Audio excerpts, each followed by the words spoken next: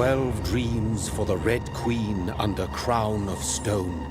8 voracious beasts born from 8 restless nights. 4 nails piercing the flesh of the sinner.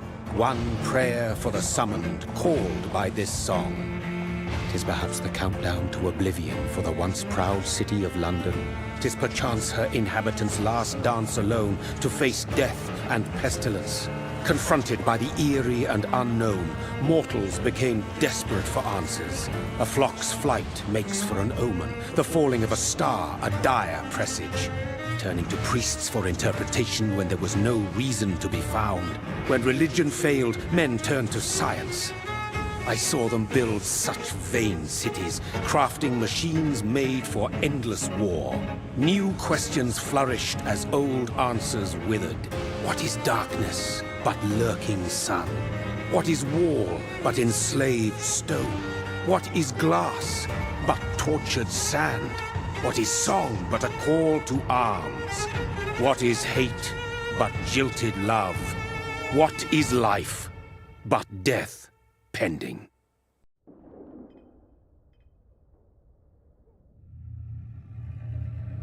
Death. Since the apple was plucked from the sacred tree, mortality was believed to be God's punishment, a righteous snare to keep mankind from ascending to the stars. They were all so wrong. Death is not a wicked thing, nor some holy retribution.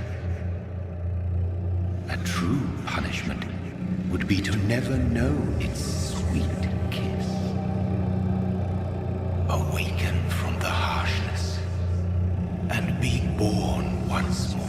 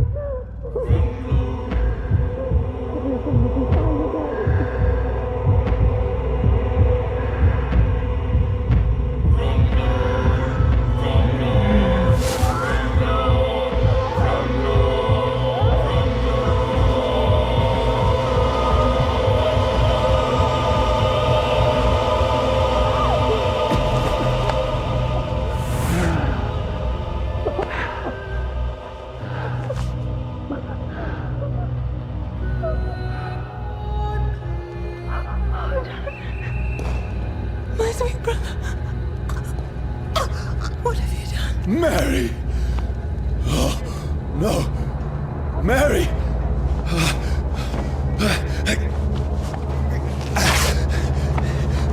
Hold on!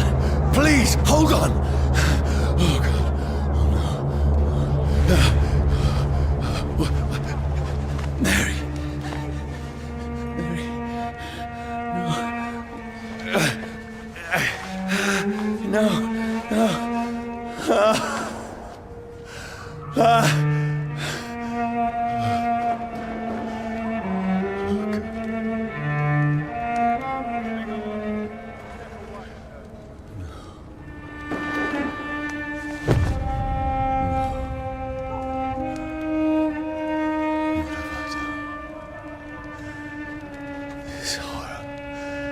It's a nightmare.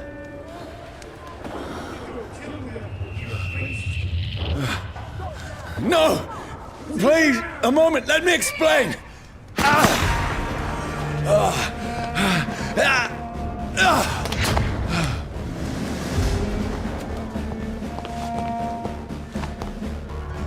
These patrols are after me. No! No! Don't shoot! This is a nightmare. I need to get out of here.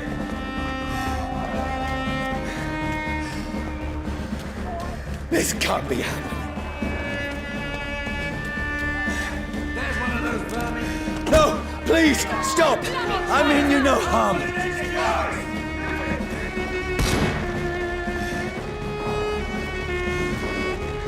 What's going on? Oh, Mary. What have I done? What's all this about? Shit, where'd it go? Now, I can defend myself. Kill that thing! Who are you? Stay back! Sorry, but you left me no choice.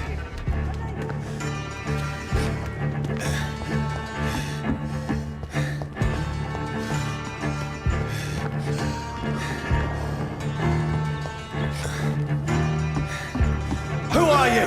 Stupid beast!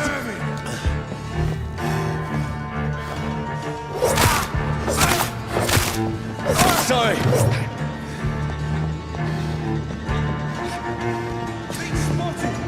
No, please, stop! Who are you? Bloody leech! What do you want?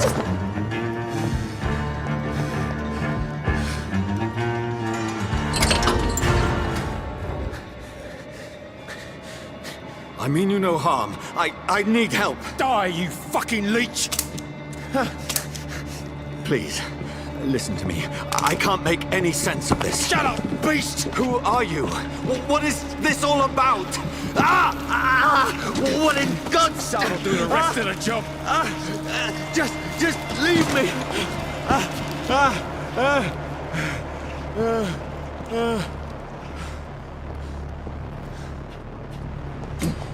The sun. It feels like it's burning me to the bone.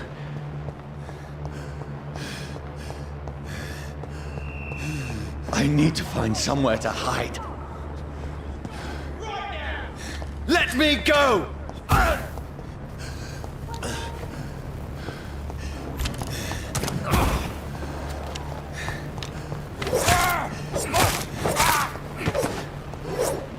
I need to find shelter.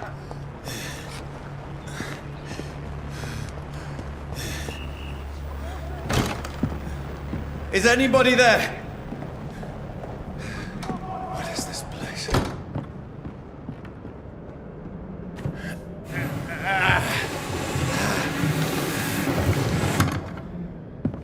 The place seems abandoned. I should be safe enough here.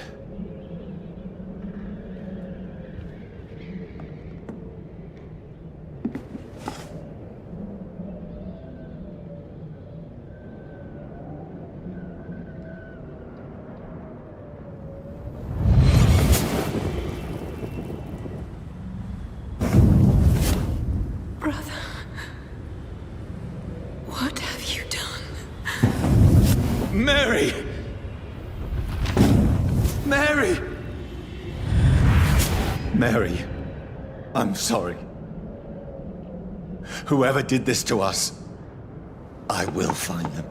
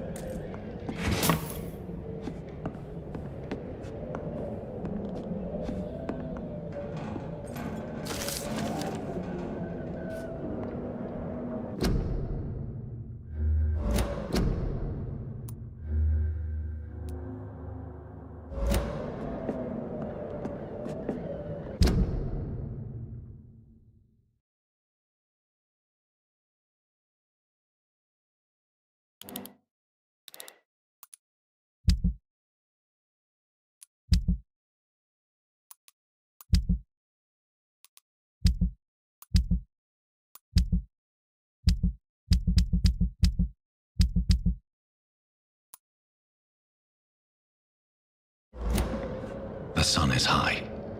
I cannot leave now.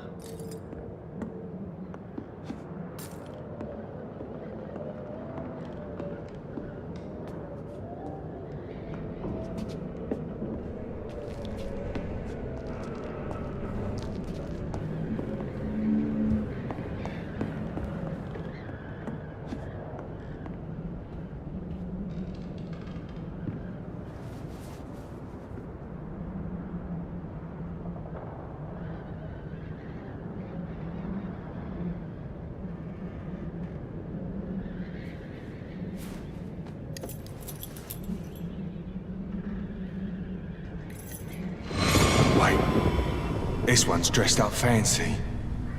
Let's run through his pockets. Picking the dead's pockets? Are you serious? I've still a rent to pay. He's got no more responsibilities. What's this? Gold watch. Beautiful it is. We fancy it and share the takings. I suppose we are undertakers. Now, give him an Eve.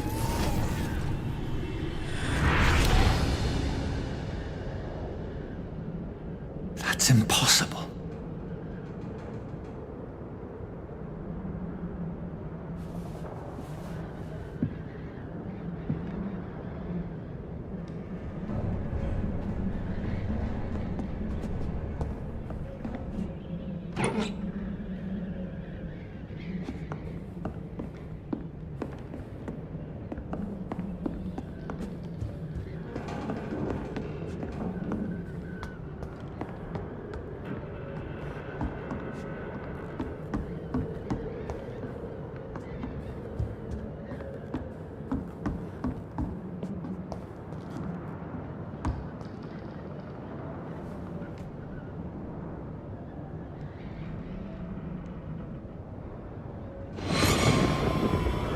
Dreams for the Red Queen that sleeps under crown of stone, that she might linger longer, her eyes as white as gold. Who goes there? A prayer summoned by warring song. A child born from darkness must take scent of his. Who's there? Are you referring to me?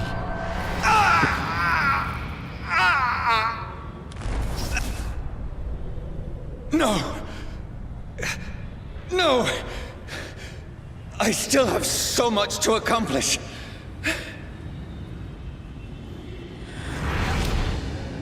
I still have so much left that needs doing.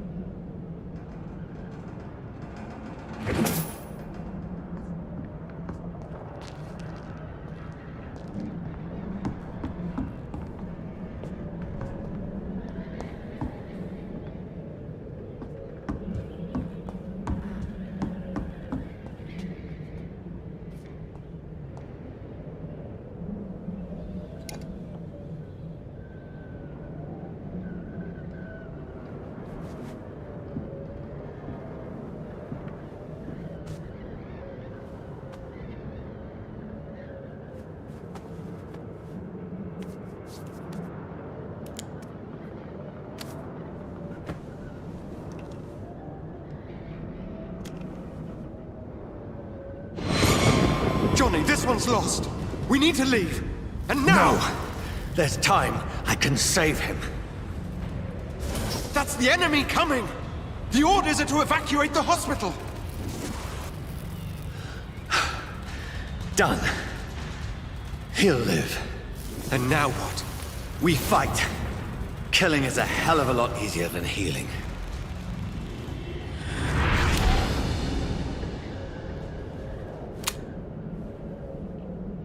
No, it never got easy.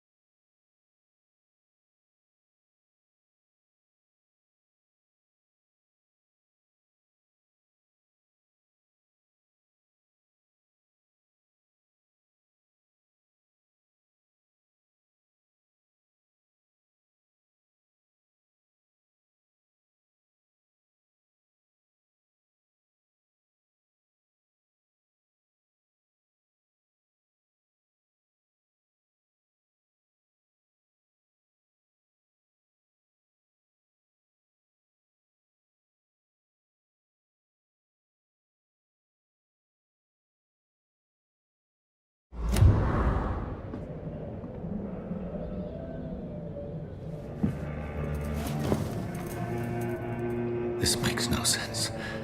None of it. No sense at all.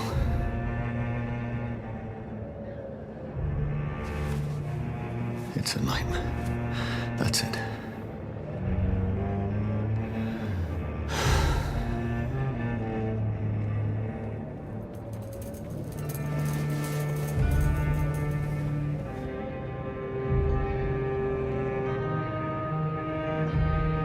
So be it.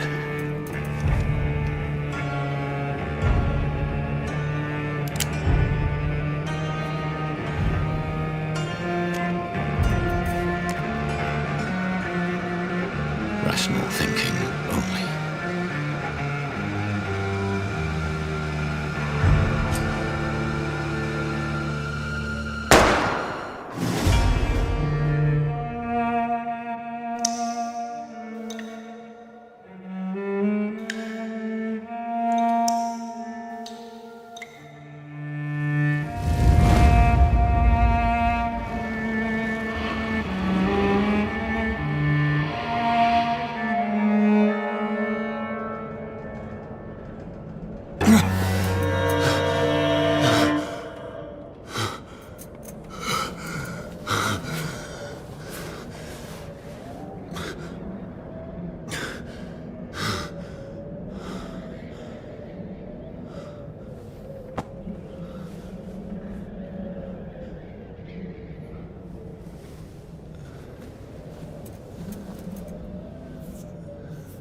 This is absolute madness. I've lost touch with the real. Madness it is, as mad as the moon, who takes blinding sunlight into a glowing reflection.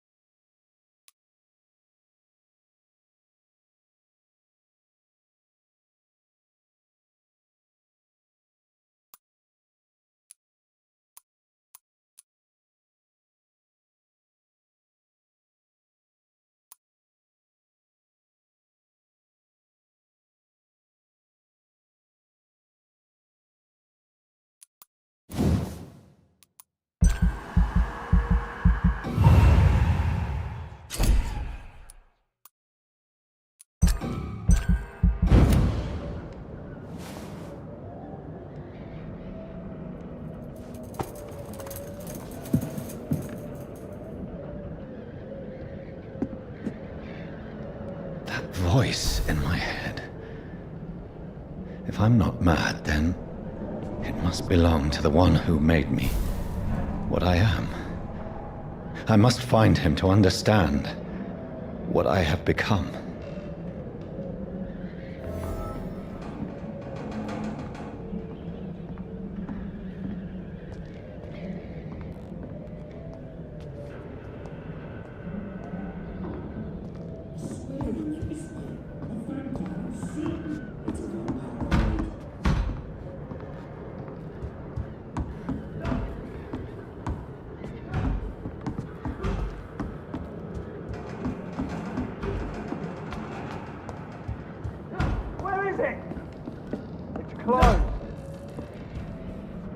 These people want me dead. I need to leave now.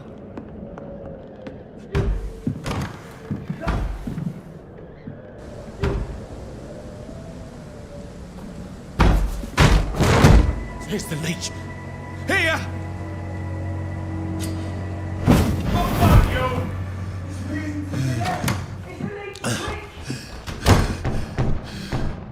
My head's spinning.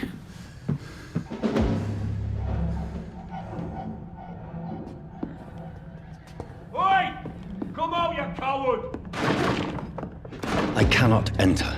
Clever fucking beasts!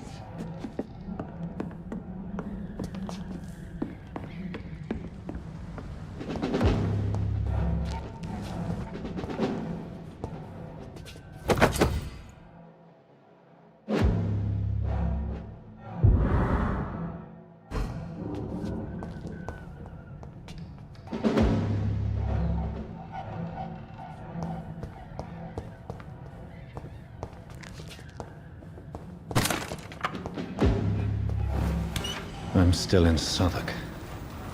I must reach the West End. Over there! Go back One of home. them ver-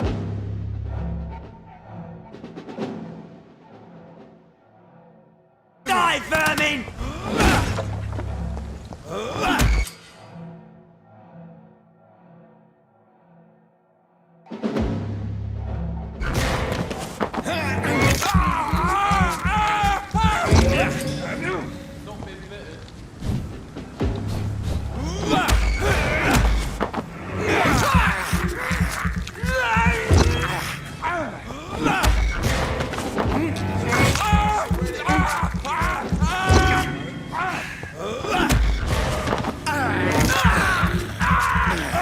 There's a strength I never knew I had.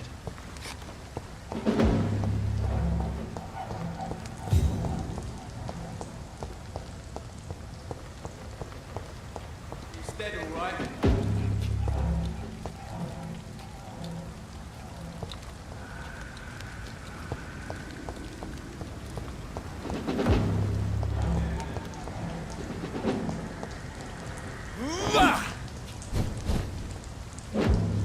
It's locked.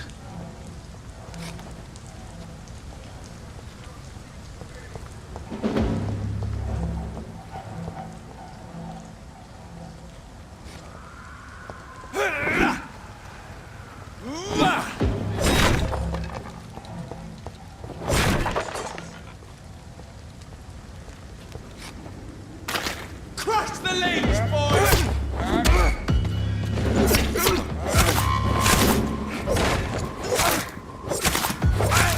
This shouldn't be possible. He's dead! Behind his king!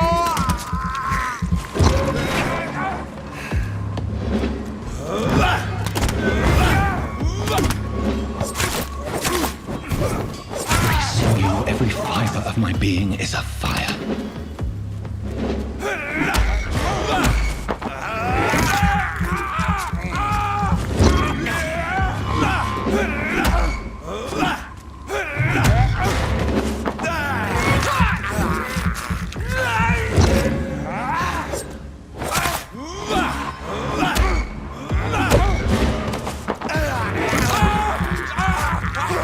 I feel like a child learning the limits of my body.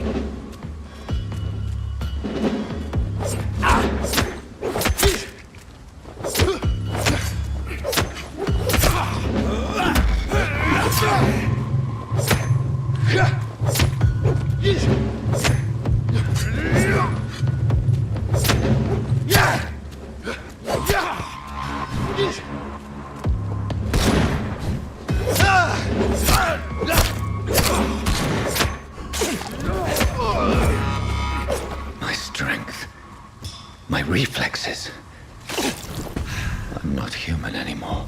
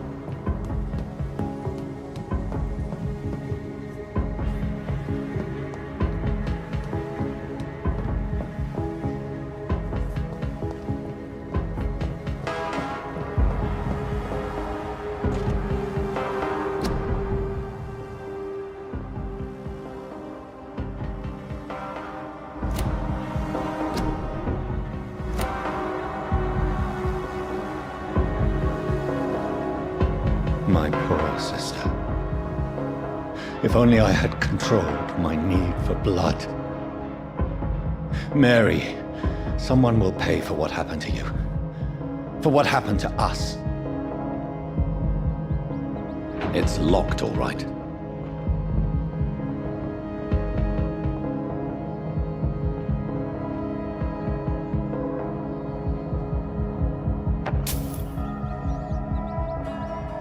It's locked.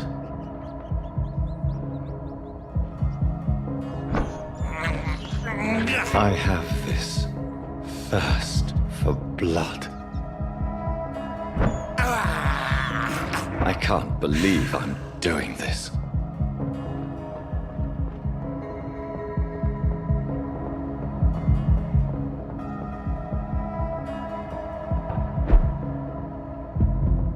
The dizziness from the jump. I can now control it.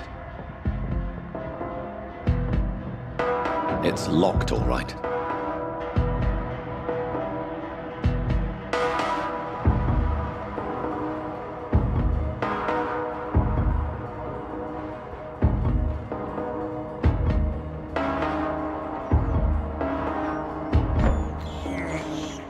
I have this thirst for blood.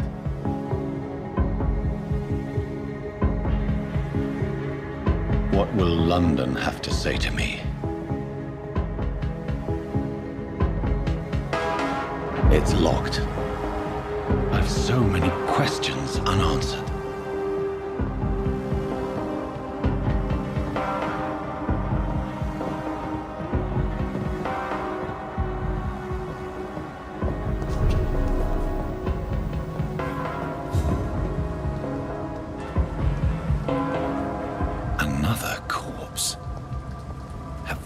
Streets of London become a mausoleum.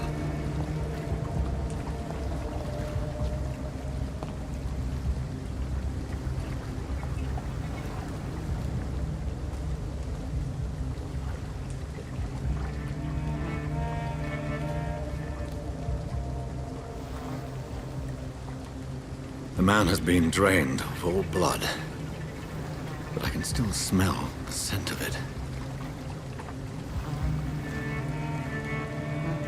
I follow the scent's trail. Perhaps it will lead me to my assailant.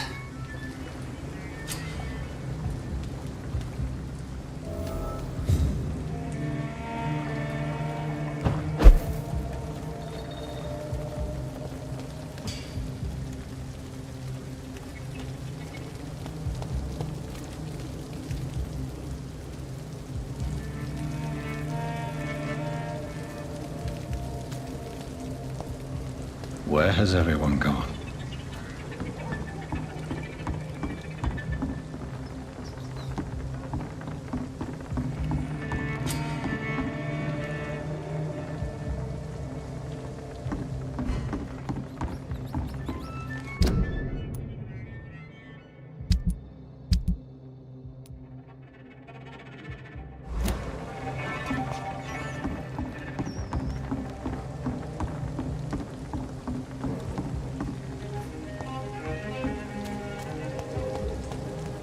There is no one in sight.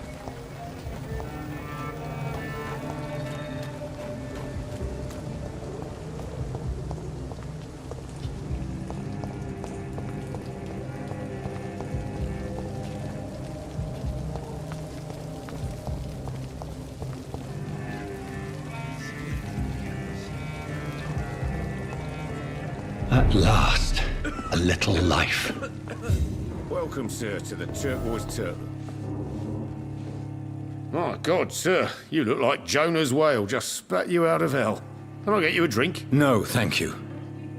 I'm not thirsty. Well, grab a chair and get some rest. This is going to be another long night.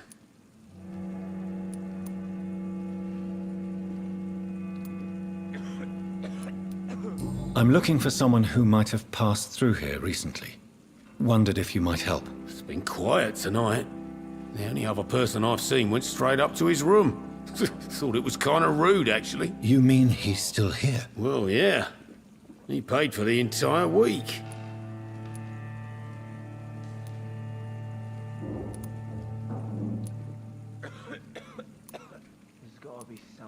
Who is this man?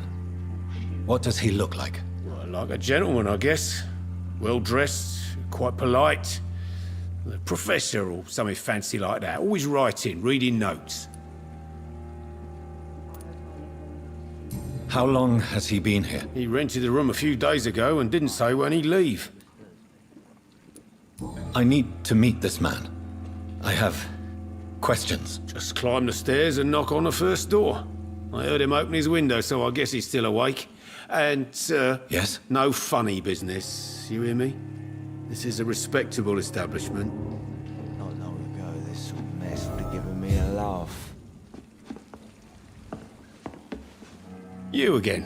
What can I do for you? Why is it going to be a long night? You must be new around here. Don't you know about the murders? Tell me more about these murders. Every morning for the last few weeks, bodies have been found. And those poor sods didn't die of flu. Do the police have any leads on a suspect? Even before the outbreak, coppers never came round here. We're on our own. People die in these parts all the time, and no one cares.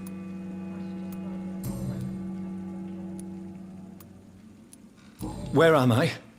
Where is this place? You're at my bar, sir, the Turquoise Turtle. The last ray of light in this dangerous part of town. Aren't you scared? Scared of what? All the bad shit happens out on the foggy streets. And I never go outside. So you're open all night? Yep.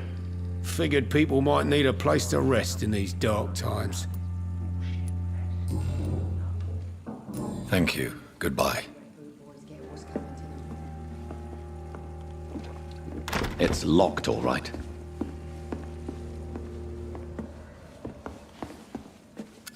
Good evening, sir. I wondered if I could ask for your help. Wow, you look like you need a drink. Yes. I apologize for my outfit. It's been a long night. Been there, seen that. Don't worry, things can only get worse.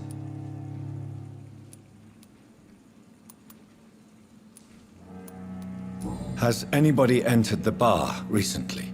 Can't say. Sorry. I spent the night making love to that gorgeous bottle, see? This is important, sir. Are you sure no one has come in here in the last few hours? I don't know and I don't care. This is a free country. People still have the right to come and go, don't they? What's going on around here? It's like everybody is hiding. You must be new here. Have you not heard about the murders? Everybody fears the return of the sewer dog. Who is this sewer dog? It's the local bogeyman. Convenient answer for every crime that happened for decades. You murdered someone, blame the sewer dog, eh? You make it sound like it's a fairy tale. People will always believe in monsters. It's easier than accepting their own darkness. We can all be monsters. I'll leave you to your bottle then.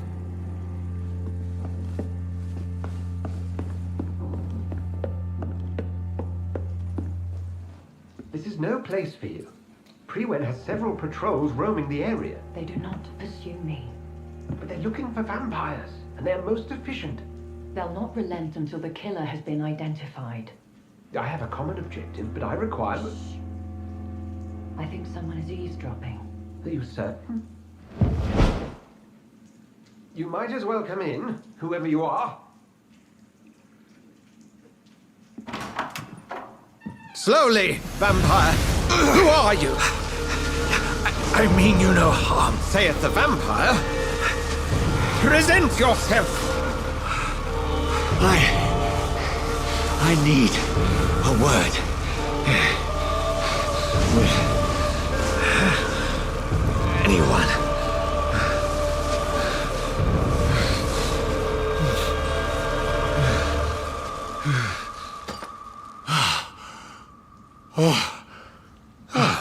Well, that's something I can do for you.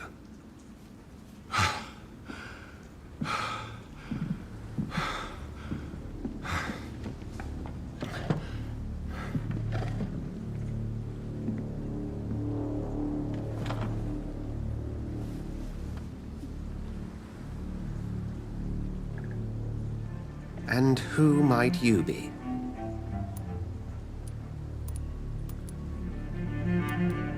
Tell me, who are you? First, tell me what you want. Then I may tell you. That's none of your concern. Sir, you have entered my room in the middle of the night, pale as a corpse and shaking like a tree. So please, indulge me. Someone is molesting people. In fact, killing them. Biting them. The calling card of a vampire. Like you.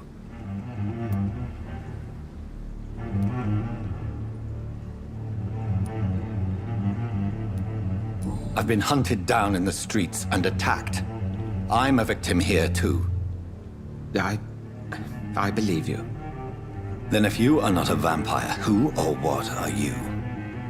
Dr. Edgar Swansea of the Brotherhood of St. Paul. I'm performing an independent investigation here in an attempt to understand precisely what is going on.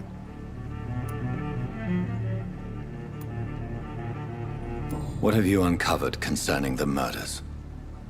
It started a few nights ago. Rumors of violent murders. The docs have always been, shall we say, somewhat unsavory. But this is different. How different? A vampire is at work here. Famished. Reckless. It must be brought to ground, and quickly.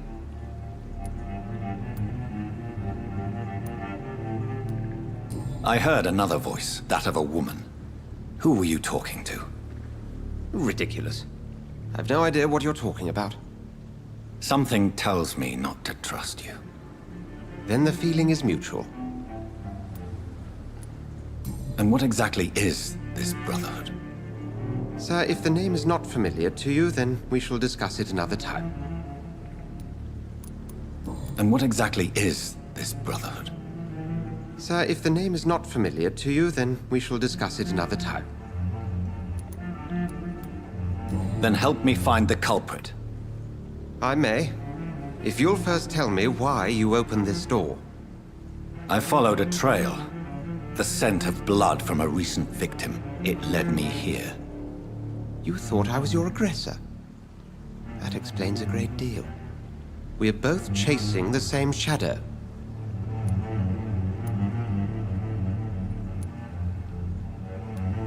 A shadow, indeed. Yet I heard his voice in my head. There was a moment I believed I was mad. You should let me handle this affair. You've no idea what you're up against. No. I will find the monster. He is mine. How will you do any better than I? But then let me ask you this. What are your intentions if you find the killer?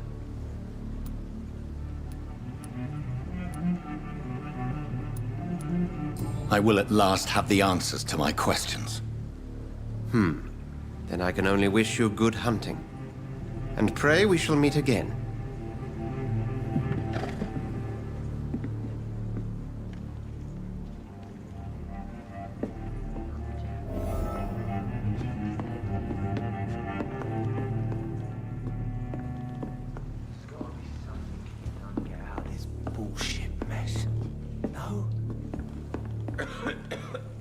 I cannot enter. Are they stupid or something? I've never even been to India. If Swansea is not my attacker, it means somebody else came here tonight. I think Someone must know something. Evening, sir. Can I help you? I have a few questions for you. Well, if you must. I just want to talk. I didn't mean to scare you. I'm not afraid, sir. It's just I've other customers to take care of. I only see one customer. Oh.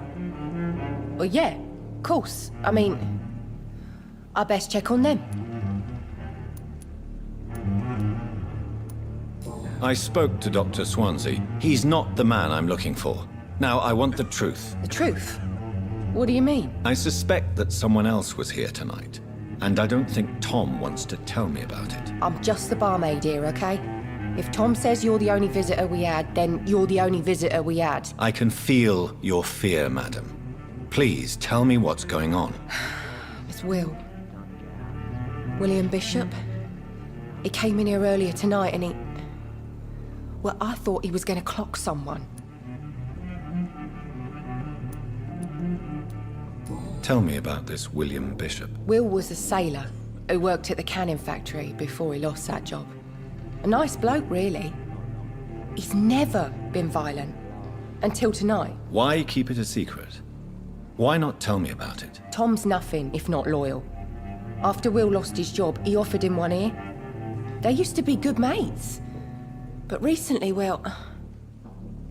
Will started to get very aggressive. I see. Thank you for your candor. I'll be sure to talk to Tom.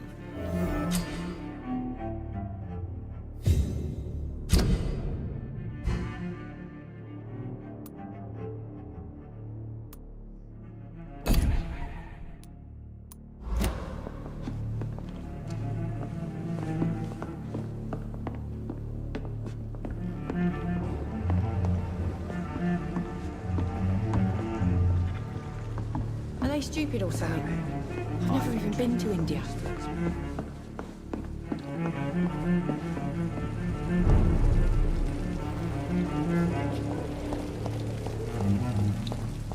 I will get to the bottom of this intrigue. What's been done to me, to this city.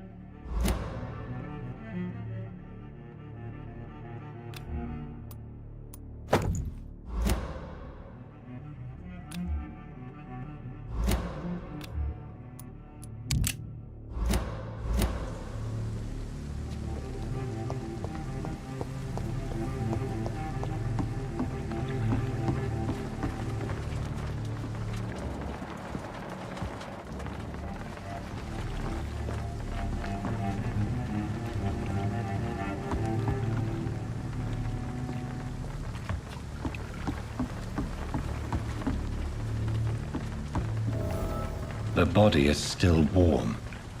This man has just been drained of blood.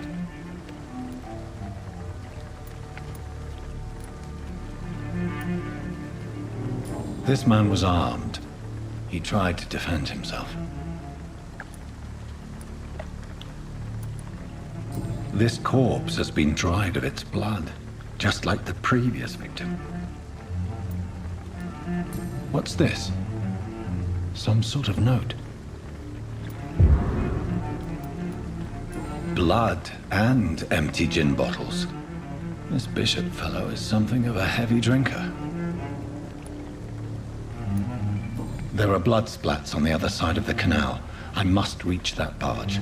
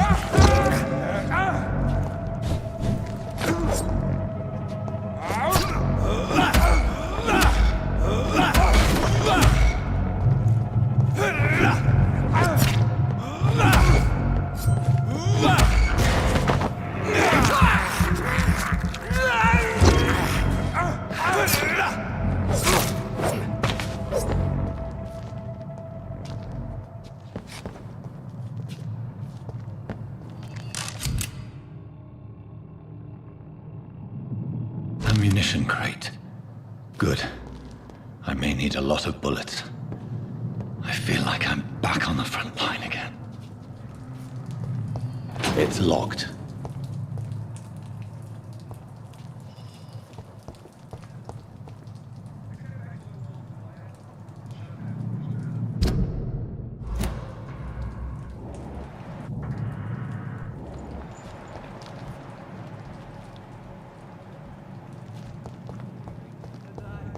All the more reason to shut it, Mr. Billy. If the man says a bloodsucker's dug in here, you've but one job, and that's to find it.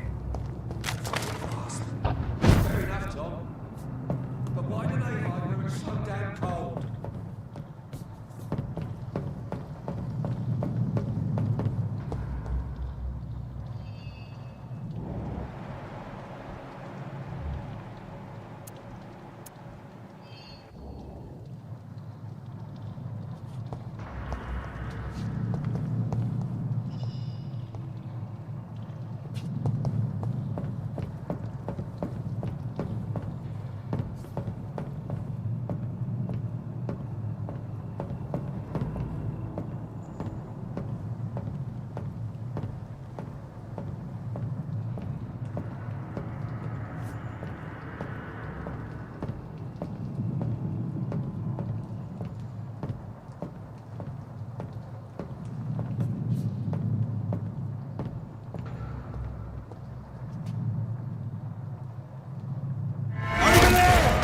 There's one of them.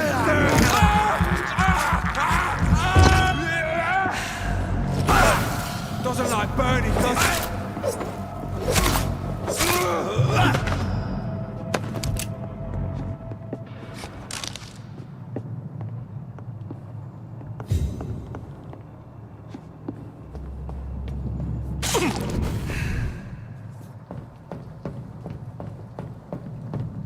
I cannot enter.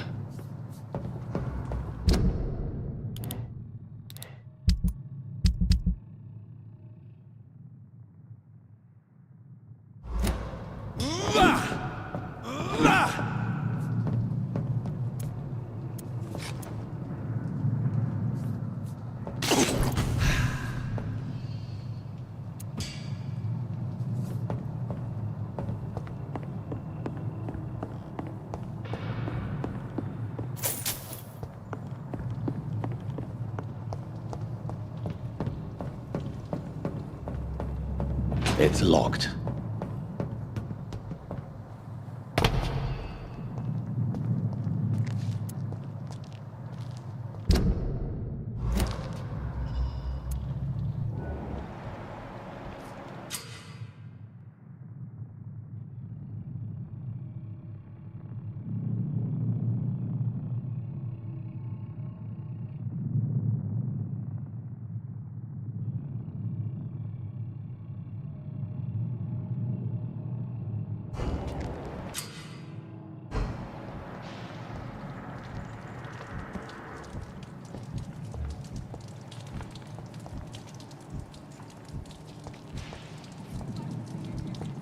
Burn it, boys!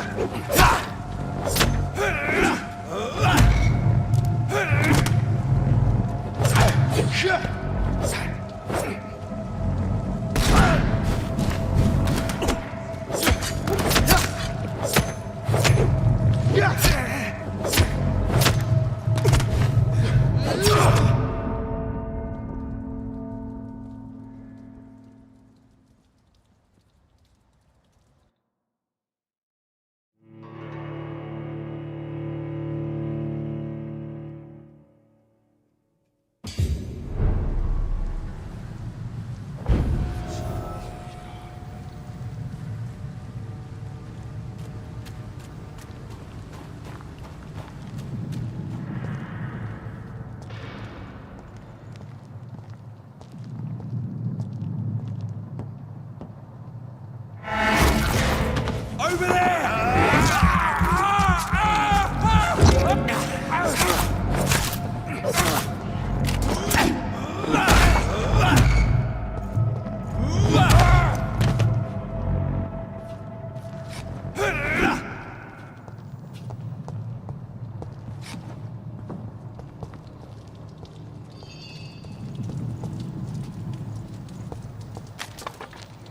I'm cold. There's nothing here. Let's head back to a warm fire. Shut that foolish mouth of yours. You ever known McCullum to be wrong about anything? Right. No time I can remember. But I've only been part of the dark 3 weeks to the day. All the more reason to shut it, Mr. Billy. If the man says bloodsuckers dug in here, you've got one job, and that's to find it. And find it fast. Fair enough, Tom. But why would they want to slow down?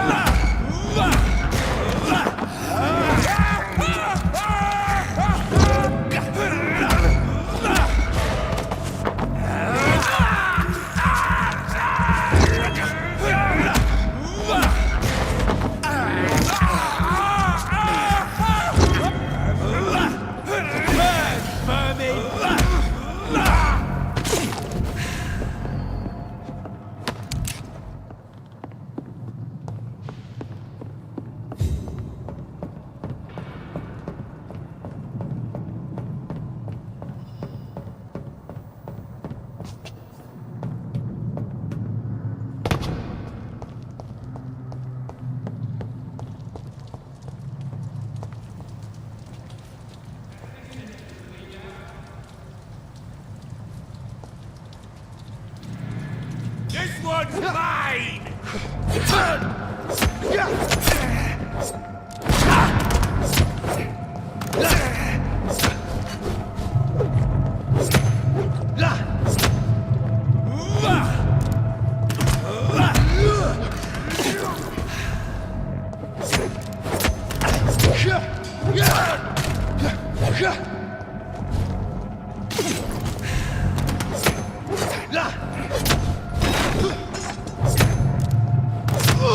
He's dead!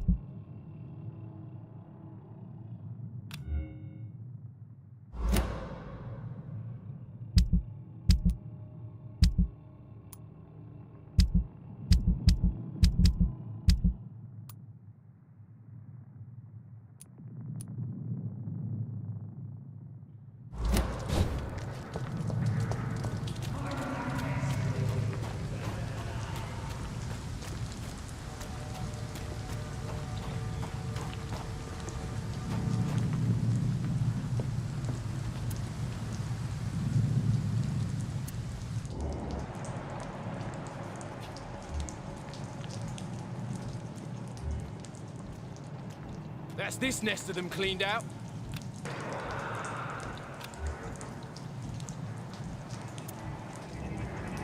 Go back home, idiots! It's on to us!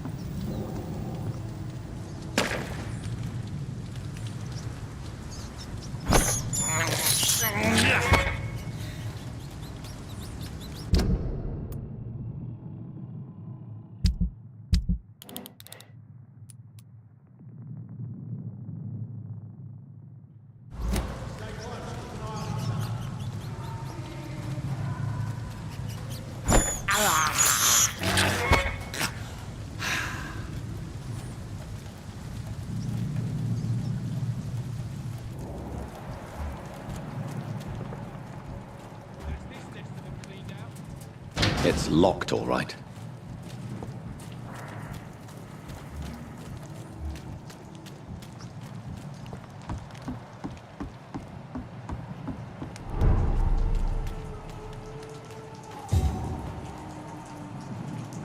Fresh blood. The whole building reeks of it. The scent is so strong it makes me dizzy.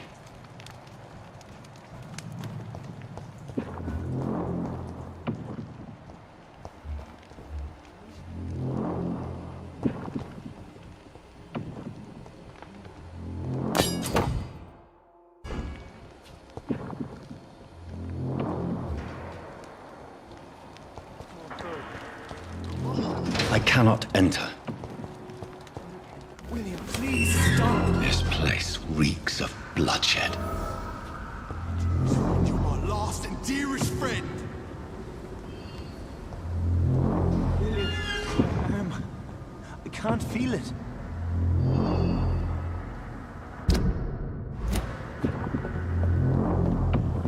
This creature Please, is bedeviled. let go of me. I must put it down.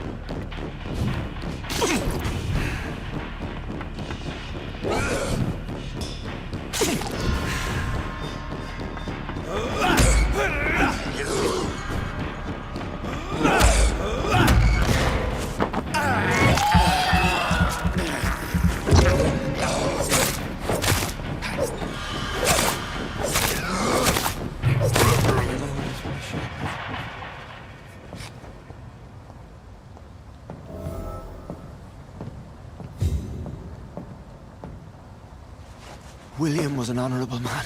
I could have saved him. Mr. Hampton, are you in there? I knew him well, another lost soul, a kindred spirit. Sir, listen to the sound of my voice. I'm a doctor. You're suffering from shock. I must return to my flock. They'll stray without me.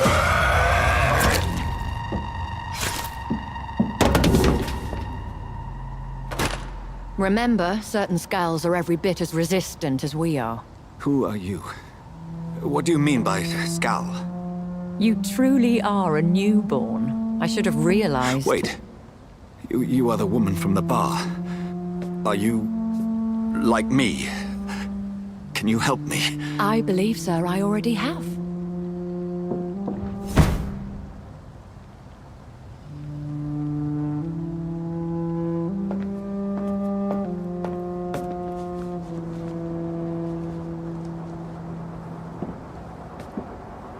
By George and the Saints, you've solved the mystery of these terrible murders.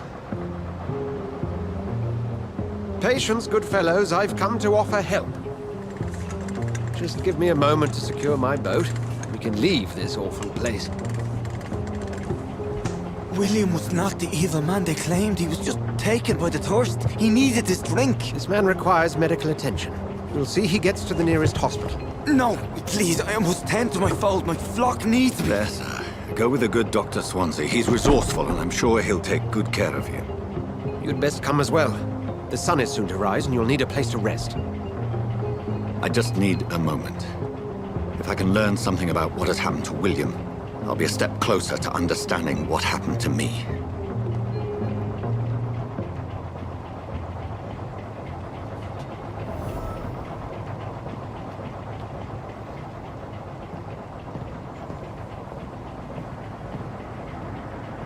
This poor creature can't be my maker. Could it be some subspecies of vampire? I must find a place to analyze the blood.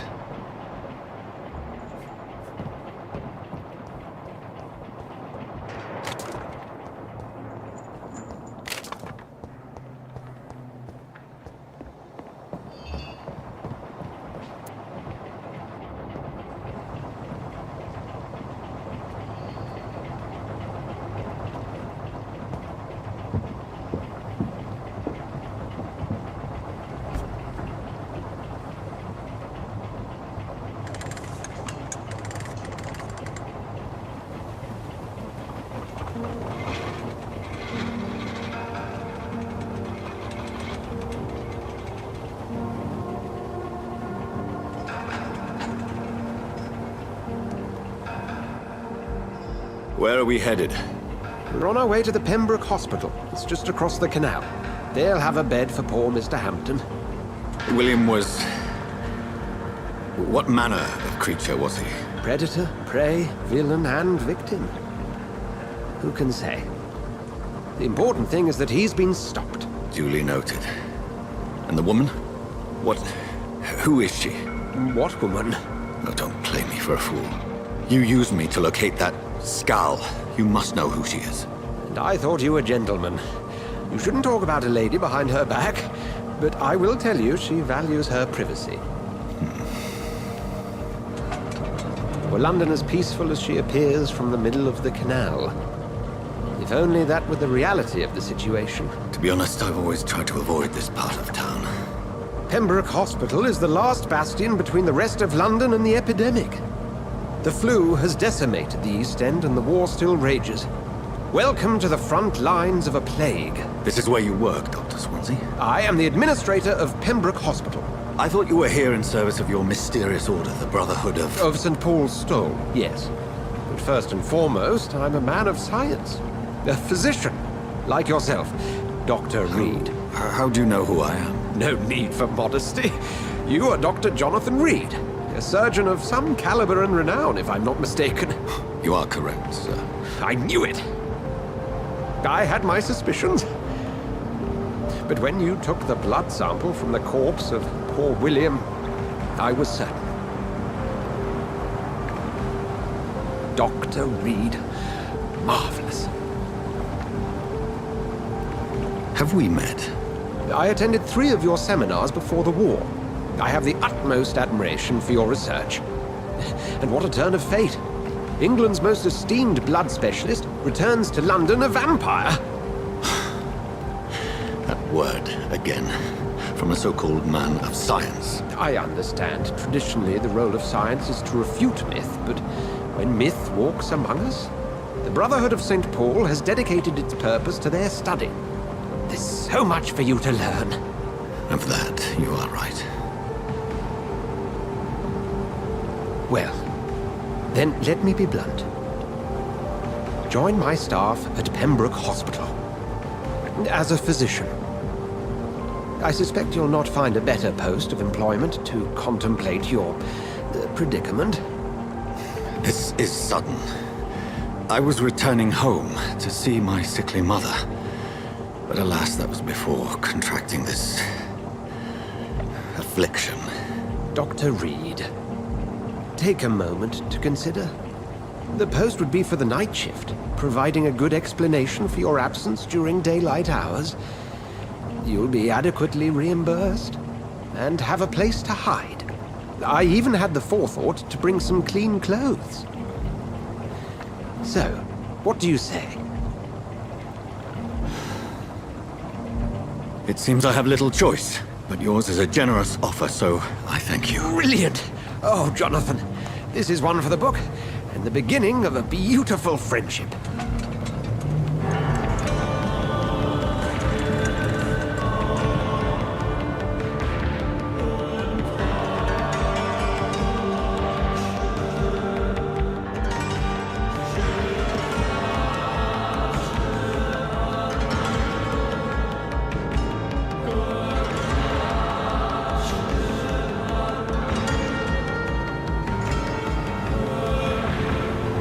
Dr. Swansea, thank goodness. I was beginning to be concerned. Worry no more, Nurse Crane, for I bring good news. Oh, Doctor, what a night. We lost 2 more patients. Nurse Scow said she couldn't take it anymore and resigned. Yes, well, I'll make a new rota in the morning. In the meantime, find a good bed for Mr. Hampton. Be sure to pay attention to his needs. Of course, Doctor. Oh, and Dorothy? Yes, Doctor? Dr. Reed here has just returned from the front. He served King and Country and will be joining us here at Pembroke. We're very lucky to have gained a surgeon of his talent, and one so experienced in blood transfusions. That is good news indeed, Doctor. Oh, yes.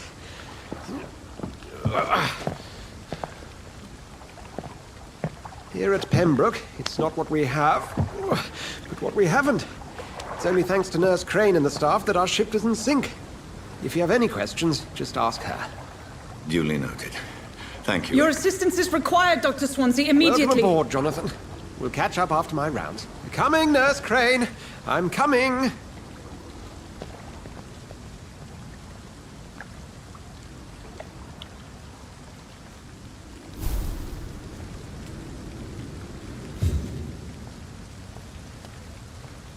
It's locked, all right.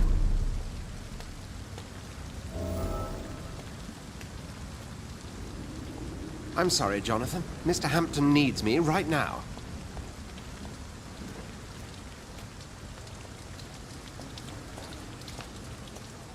Come on, you bastard! You can do better than that! Nah, it's my turn!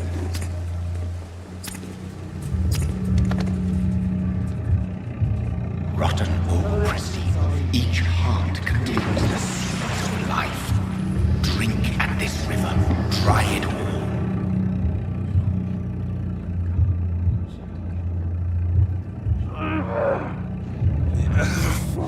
Oh, come on, you bastard! I won't bite. Sir, please. You've lost too much blood. Calm yourself.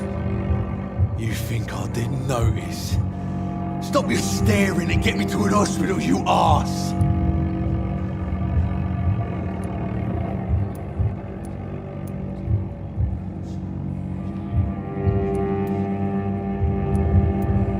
Insult me again and I'll put an end to your misery right now. All right, sorry. I am in pain here.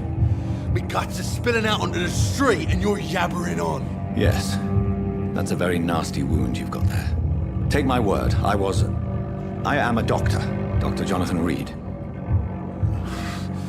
Name's Clay Cox. I'd appreciate you helping me to a better place, Doc. Follow me, Mr. Cox. Let me assist you to that better place.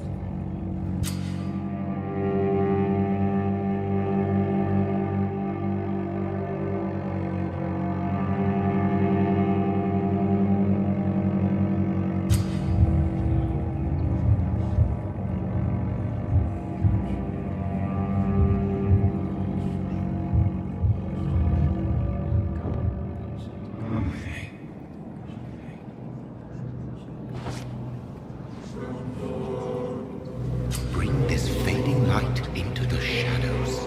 Dance with him the dance of life and death.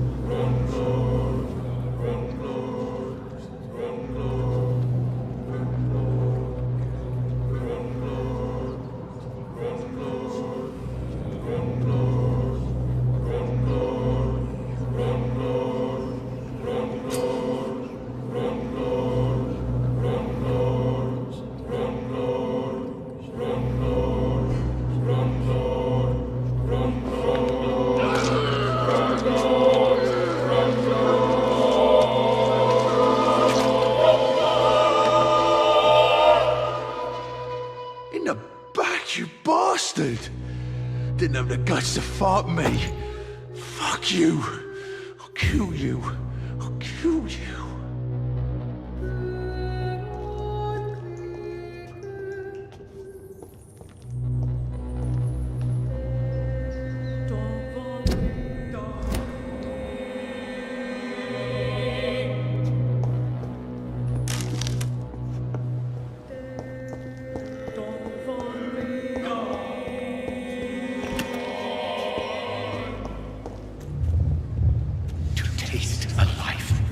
To embrace its most intimate secrets. Such a burden, such a divine sin.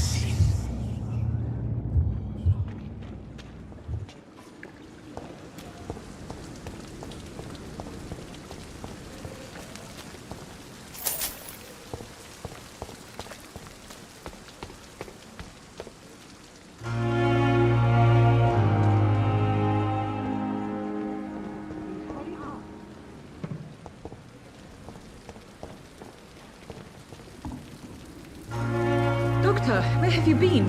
I've little time to play hide and seek with new staff members, no matter how illustrious they may be. I apologize, nurse. I needed some time to myself. This has been the longest and strangest night of my life. You delivered poor Mr. Hampton from a terrible fate. The means to that end should be of little concern, Doctor. Thank you, nurse. What can I do for you? Dr. Swansea insisted we provide you a quiet office. You'll find it on the second floor with your name on the door. Thank you. Nurse Crane, isn't it? Yes, Dorothy Crane. Welcome to Pembroke Hospital, Dr. Reed. Your office has been prepared. I would like to ask a few questions first.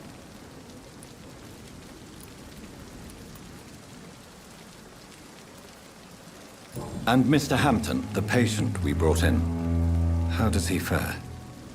I gave him a sedative to help him sleep. The poor thing was in quite a state of shock.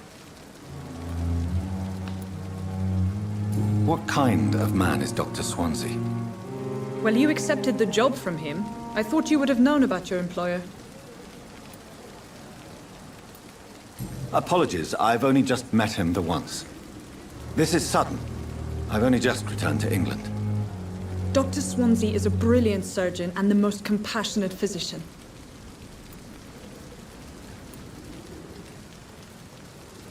It's right to assume Dr. Swansea knows far more about me than I do about him. You'll get to know him soon enough, and better than me. The administrator has better things to do than mix with us.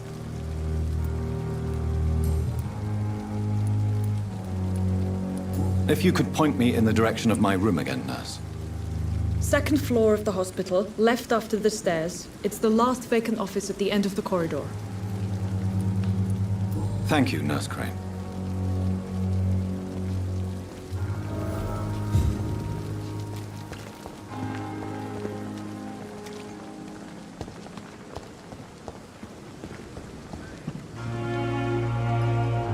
Good evening, sir.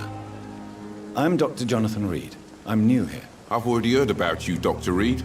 I'm Milton Hooks, the ambulance driver for this shithole of a hospital. That's quite a blunt introduction, Mr. Hooks. You can call me Milton. I like to speak my mind, Dr. Reed. Perk of the job.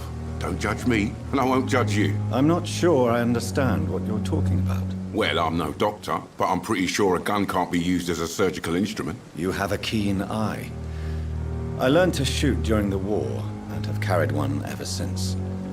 Old habits die hard. No need to explain, Dr. Reed. And if you ever need a better gun, remember, I may have something for you.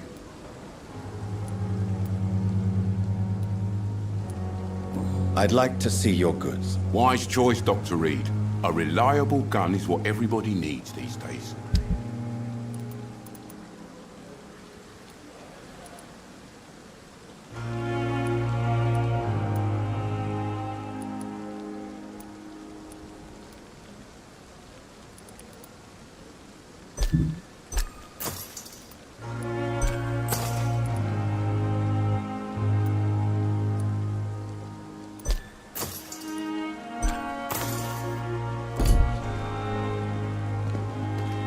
Dr. Swansea is right.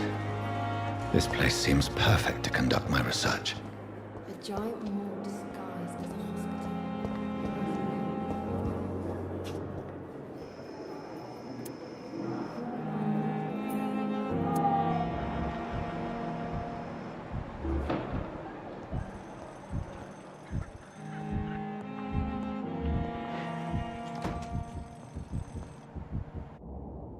Good evening, Doctor. I believe we're going to be working together. Dr. Reed. Dr. Swansea informed us of your arrival, but I could not dare to believe we'd have such good fortune. Such an honor, sir. Thank you. And you are? I am Thoreau Strickland, Dr. Thoreau Strickland. I'm a great admirer of your work, Dr. Reed.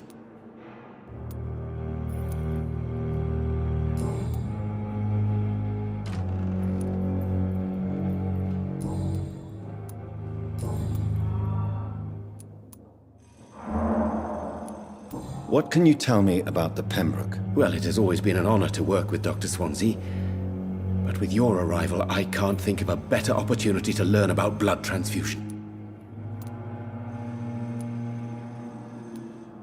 You seem quite optimistic.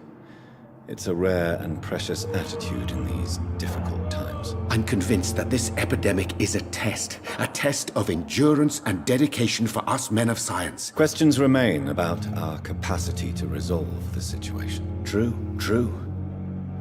Last summer, during the first wave of the epidemic, I used to joke with Milton about the extra work. We're not smiling now. Do you need help with anything in particular? Well, yes, maybe. I'm waiting for a batch of products I ordered for my personal research, yet my supplier seems to have vanished. Do you want me to play the errand boy for you? Oh no, Dr. Reed. But if you went personally to his shop, what with your reputation and all, he wouldn't dare to refuse the products I need. I see. Well, give me the address, for I may pass by if I have time.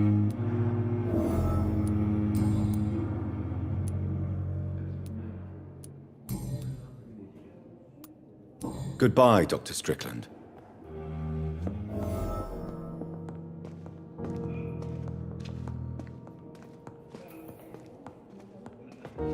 What can I do for you, Doctor?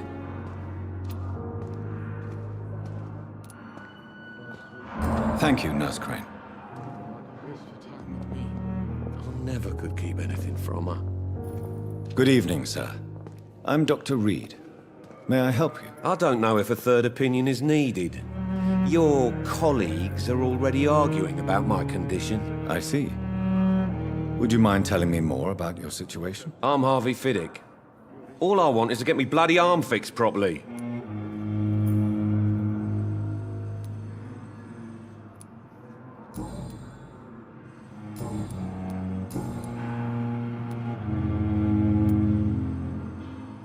Tell me about the doctors who are arguing about your case. Strickland and Aykroyd. They both want the best for me, but there's a lot of pride there. Doctors are no different from carpenters, it seems. What do you mean? I often had professional arguments with rivals on a building site. Difference is, I disagreed about wooden nails, not flesh and bones.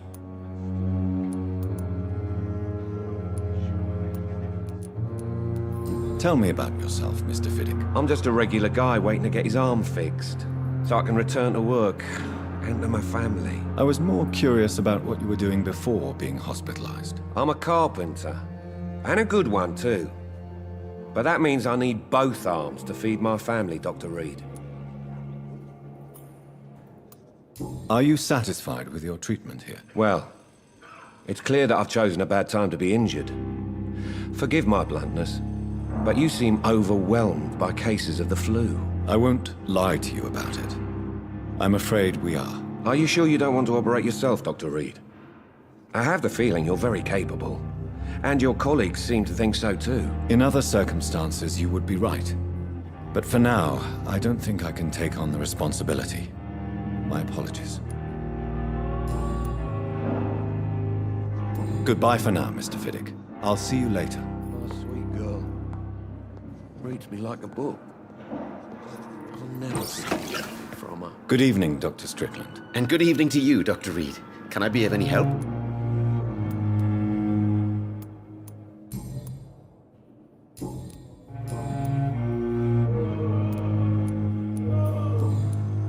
Goodbye, Dr. Strickland.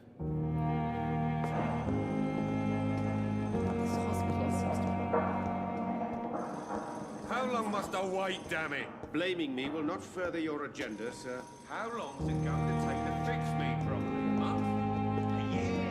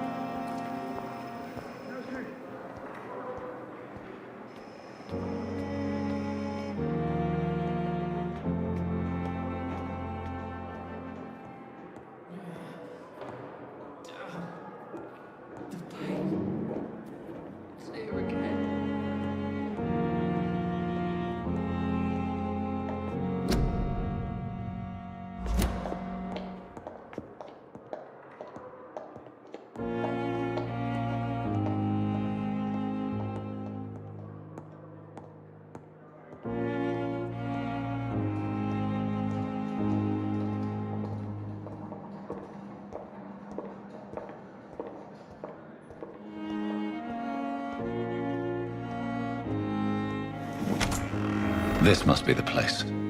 It's definitely away from prying eyes. Relegated to the shadows. A kingdom of my own. At least I won't be sleeping in a coffin.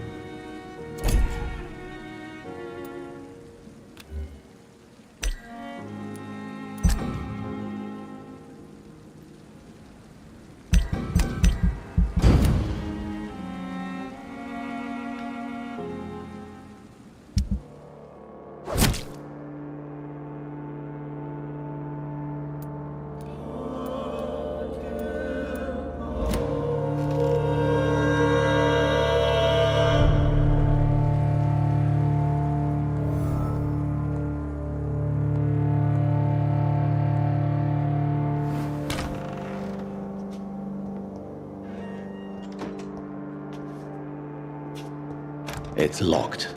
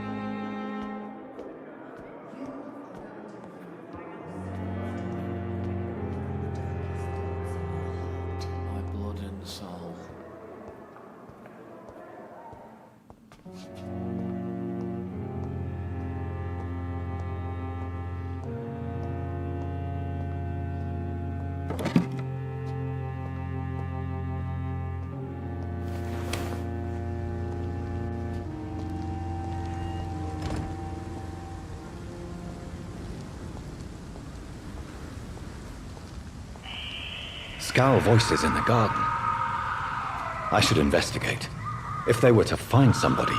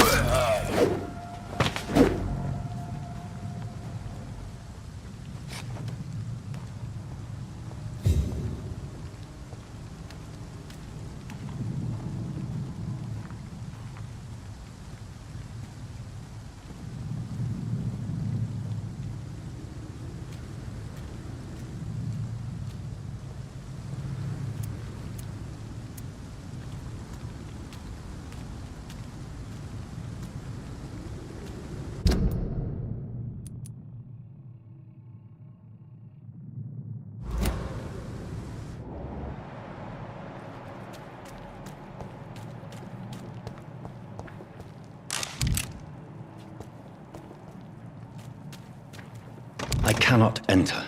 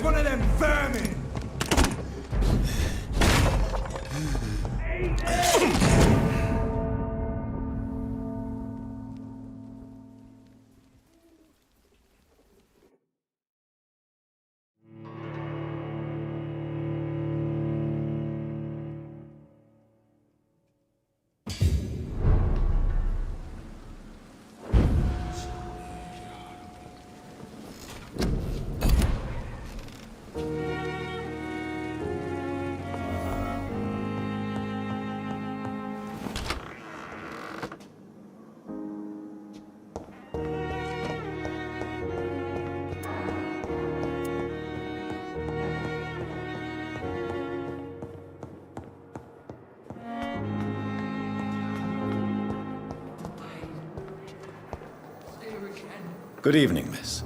I'm Dr. Reed, the new surgeon at the Pembroke Hospital. And who are you? Your name has no meaning to me, mortal.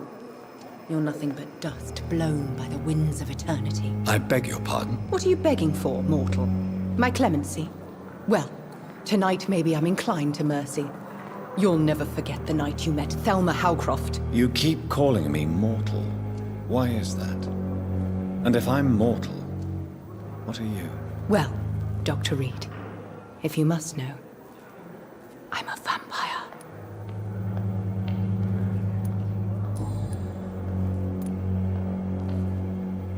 Who are you really, Miss Howcroft? I mean, apart from being a vampire. Is that not enough for you, puny mortal? What do you require? Proof of my powers? I'm curious to know who you were before becoming a vampire. No, it's such a long time ago, I don't remember. Centuries of unholy life can have strange effects on one's minds, you see?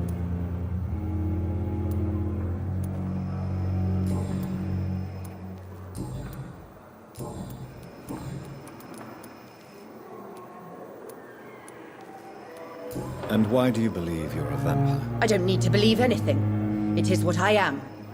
It is what I feel within this hollow shell of flesh. Please, describe to me how you feel. What is it like to be a vampire? I can hear my body crumble from the inside as my flesh cracks and fades.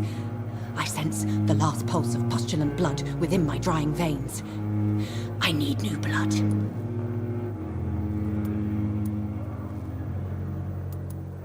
I see. Have you ever heard of Cotard syndrome, Miss Howcroft? Never. It's a mental illness discovered by a French neurologist named Jules Cotard. The affected patients are delusional. They believe that they are putrefying, that they are dead, a ghost or a ghoul. Or in your case, a vampire. Delusional, you say? Oh, sad and petty mortal. You can't even begin to understand the concept of immortality. And you think it is I who am delusional.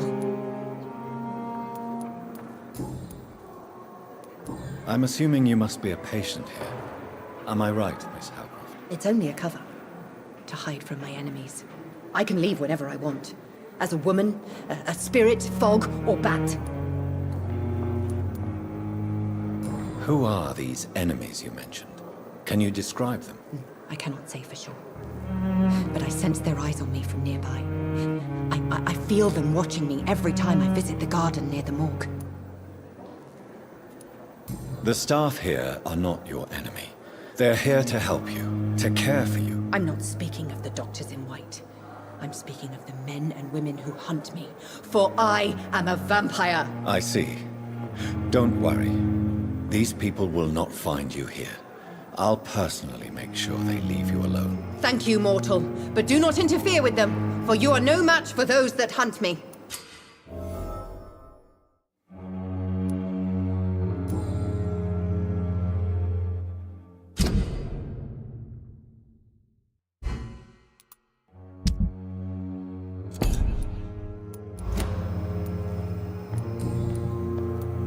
I'll leave you, Mistress of the Dark, to your nocturnal activities.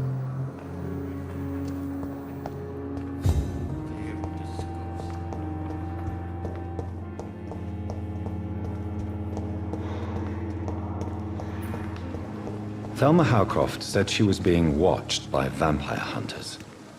Where are they hiding? I should investigate. Good evening. I'm Dr. Reed. Always a pleasure to meet a colleague, sir. Especially when he was supposedly dead. A colleague? Are you a doctor too? Not anymore, sir. I used to be Dr. Rakesh Jadana. Now, I'm just Mr. Jadana, pawnbroker and humble guardian of this morgue. What do you mean, you used to be a doctor? Was your license revoked? No, sir. It is just that I like to be precise. I run a little pawn shop while taking care of the dead. But I used to be a real doctor. Please show me what you have to sell. Of course. It's just trinkets and curios, really. But I'm sure they can be useful.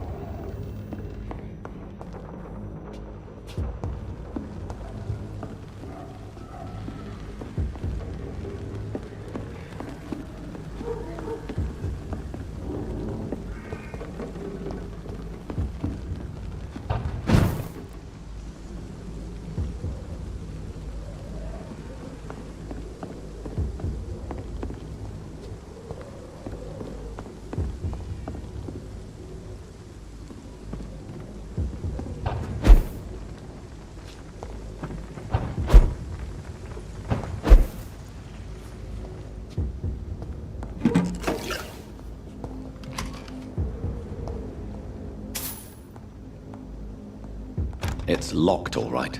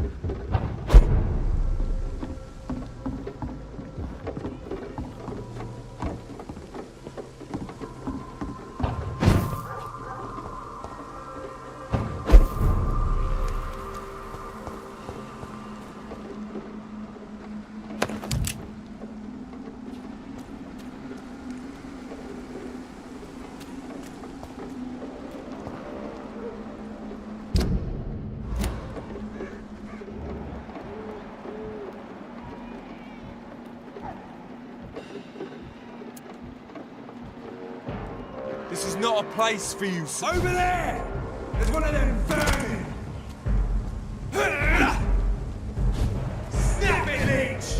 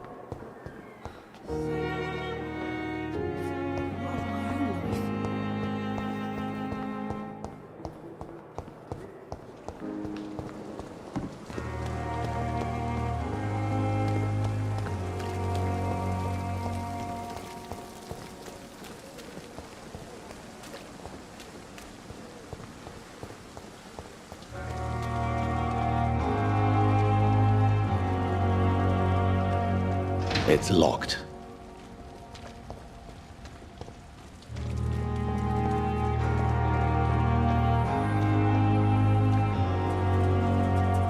I cannot enter.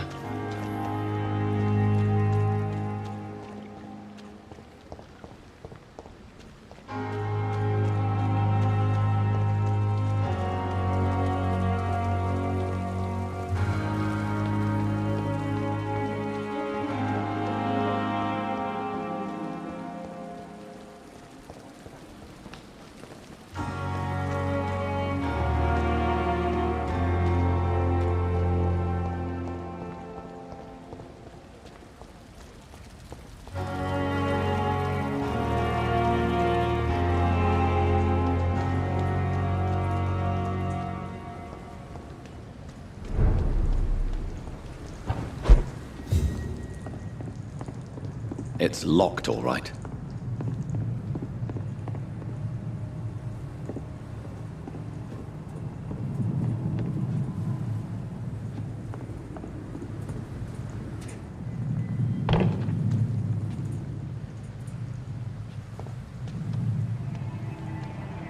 Over there!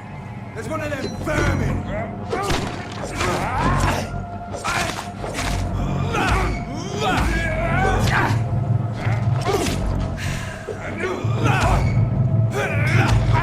It's a leech!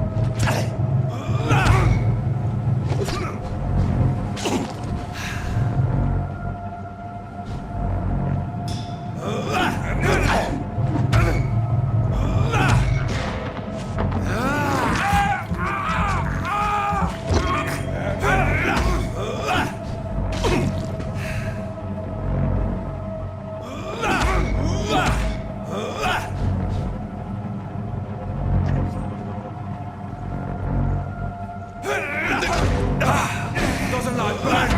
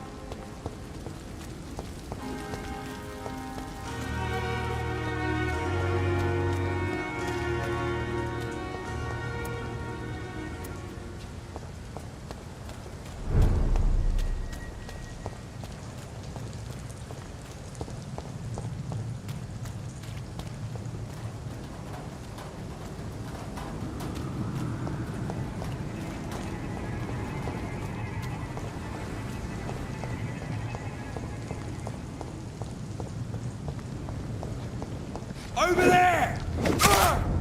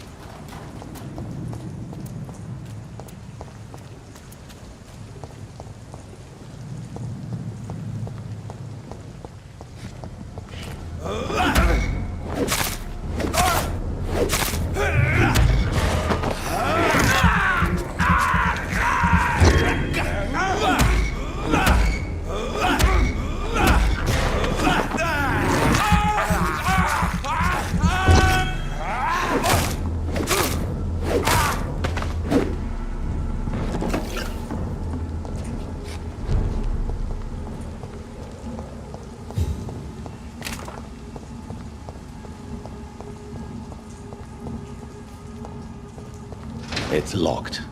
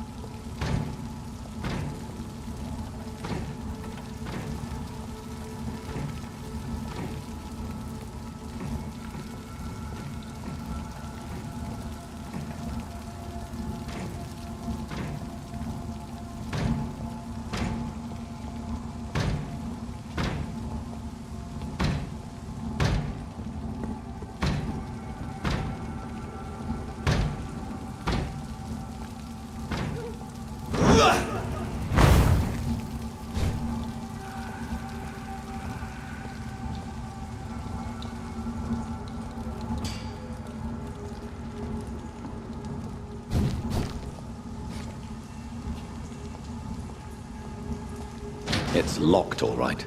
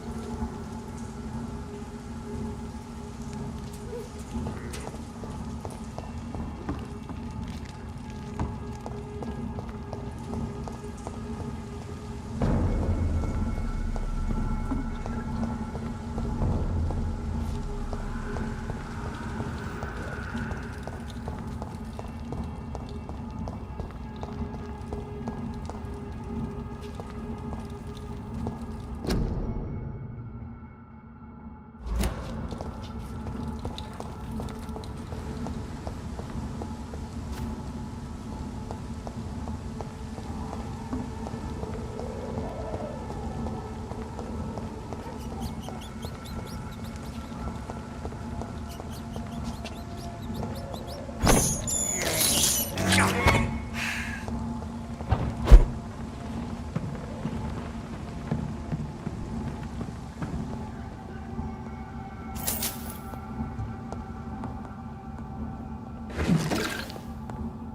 cannot enter.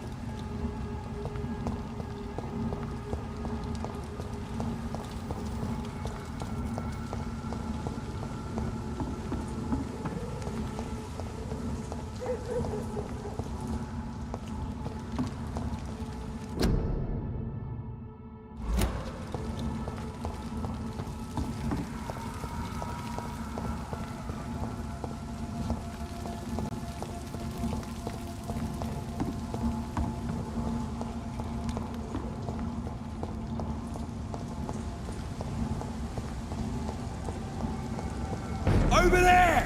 It's one of them!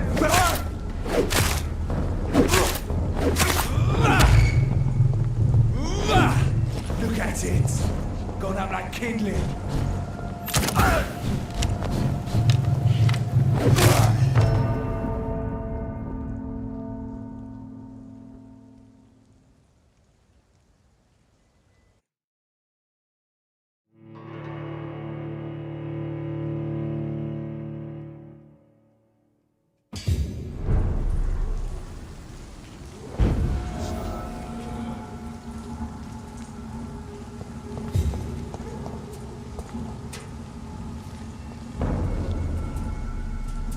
Best be on your way home.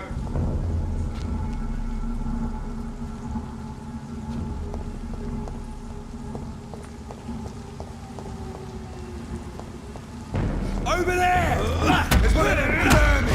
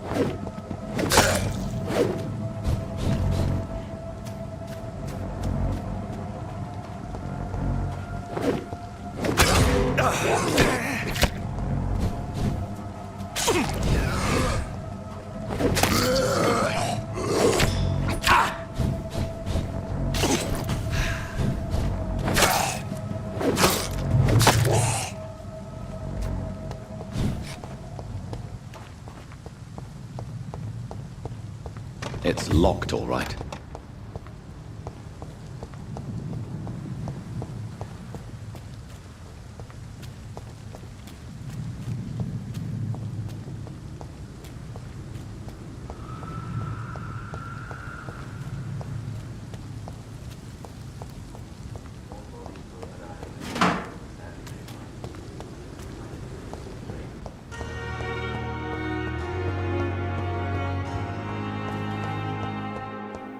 Here again.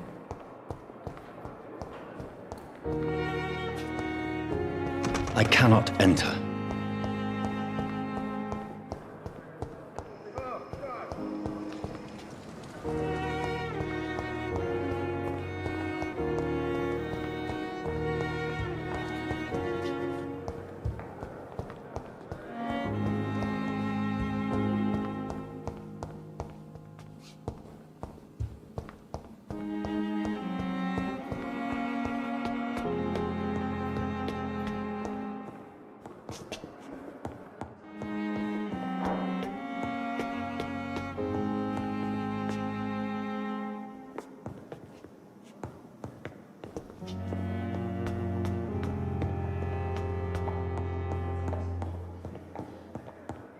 It's locked, all right.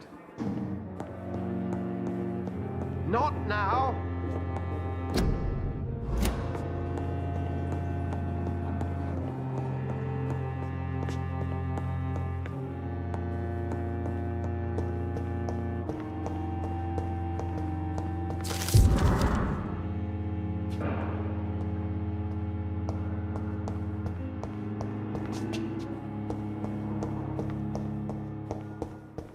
It's locked.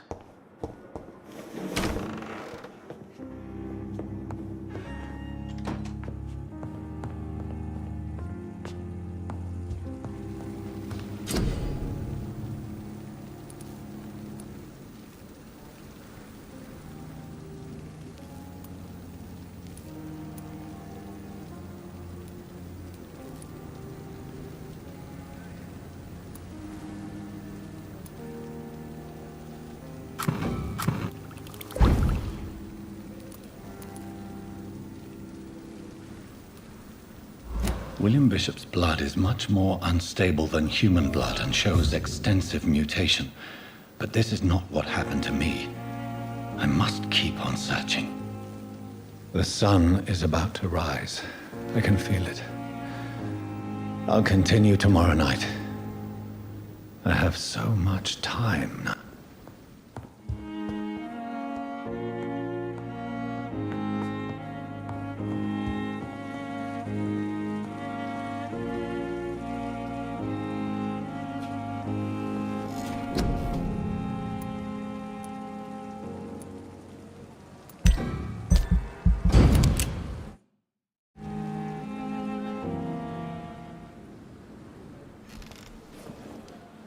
If I'm to stay here until my research is complete, I'd better learn to hide my true nature from the mortals.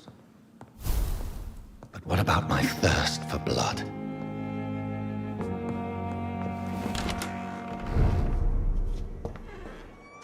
Come on, I don't have all night. Yes, Nurse Crane? How can I help you? I'm so sorry. I know Dr. Swansea wanted you to rest, but we have somewhat of a crisis. A crisis, you say?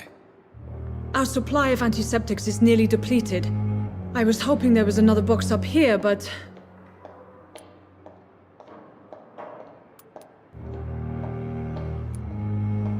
What type of hospital are you running? No antiseptics? You have been away too long, Doctor. With the war and now this epidemic, supplies have been running scarce for months now. I may have a solution. In France, during the war, drugs shortage was a daily problem, and we had to use our wits to overcome the shortages. However do you mean? If combined correctly, certain household chemical products can be used in a pinch instead. Now, where's the hospital storeroom? The storeroom? Fat chance.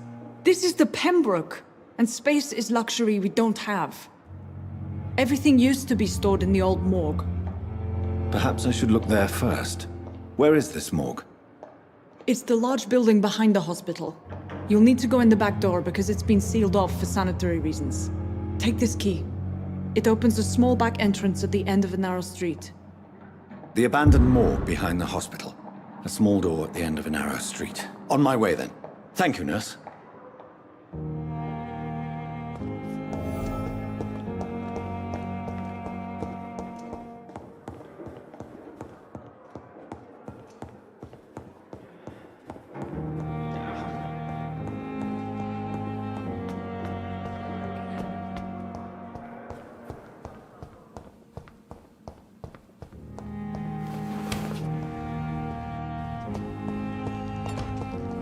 It's locked, all right.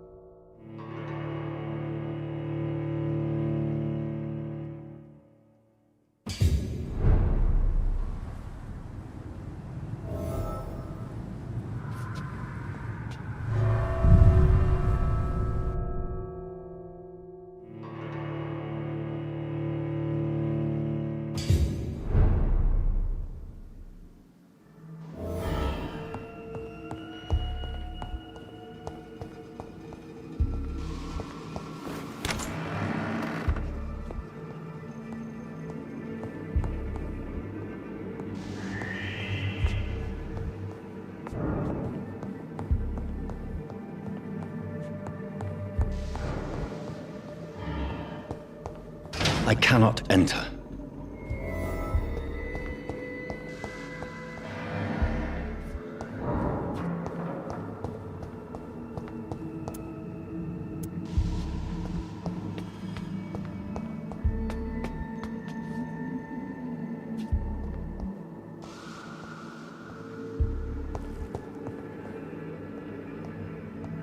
Balls of Mars, fortifiers. As popular as they are ineffective.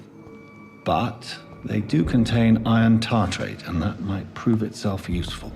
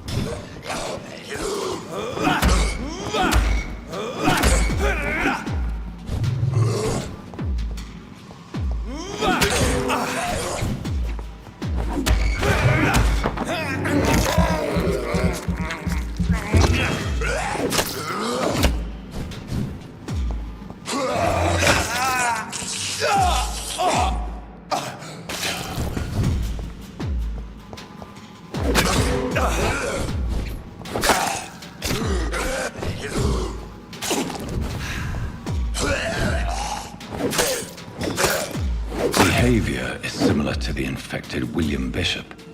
Must be the same strain. This sickness moves faster than influenza. It's locked, all right.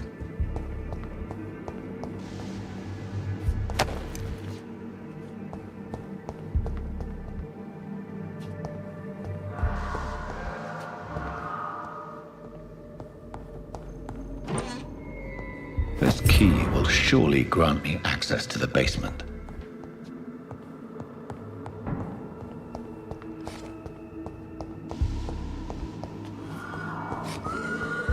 I cannot enter.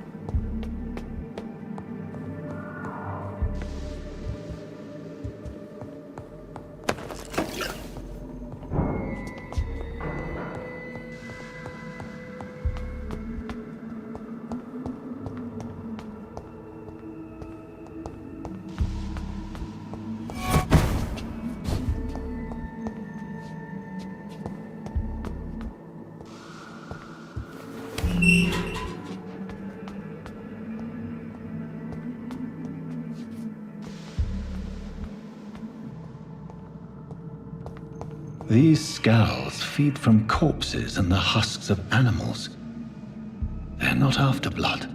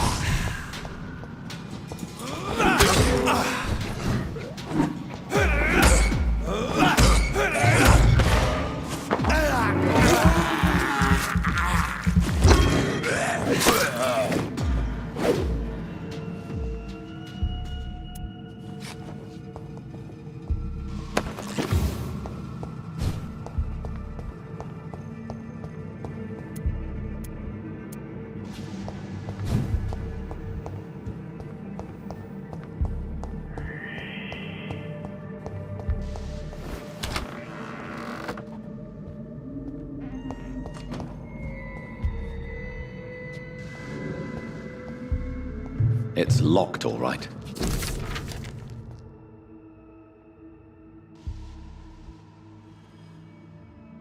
Mr. Connor's injuries don't match the report. I'd better look into this.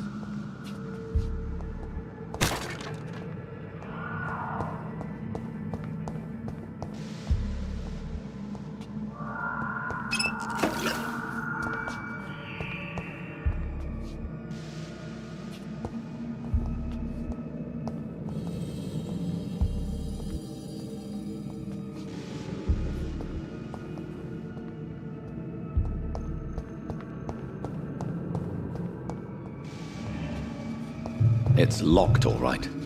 It's locked.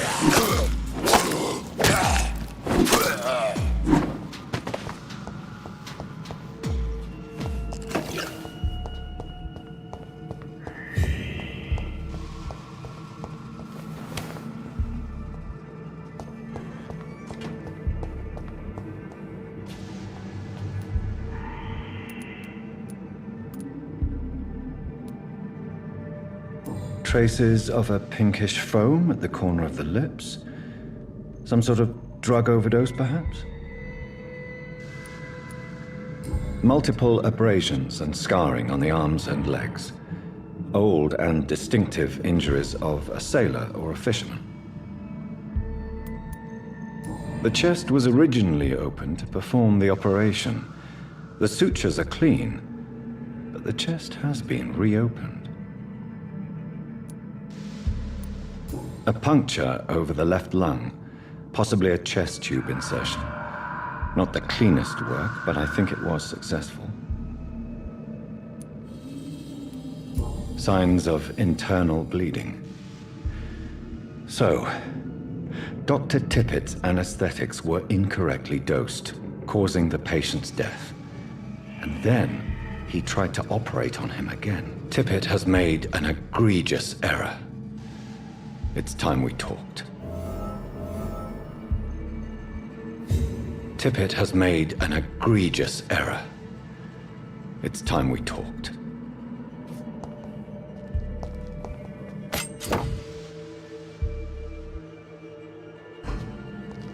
It's locked, all right.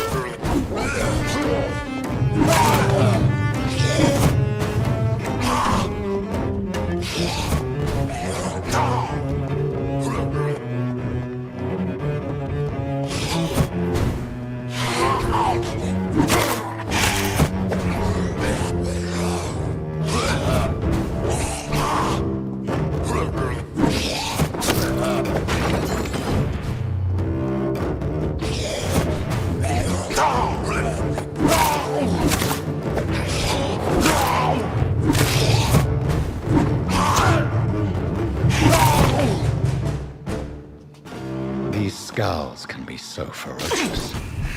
I'm not sure I can defeat them without becoming stronger. To drink blood is so tempting. Sodium hypochlorite. Dangerous to administer, but efficient in the proper dosage.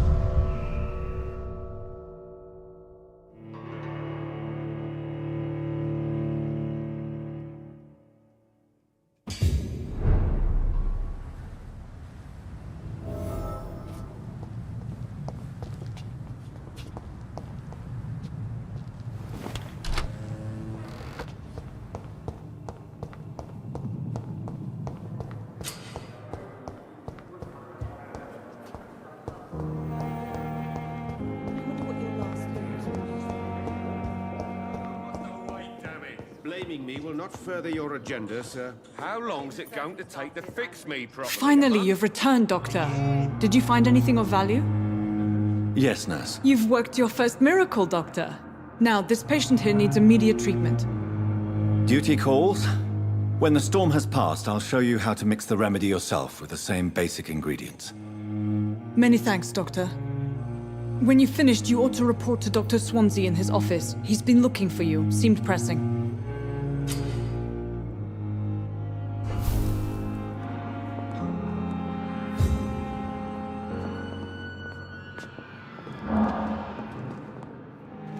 Good evening, Dr. Strickland. And good evening to you, Dr. Reed. Can I be of any help? I will not let you down, my boy.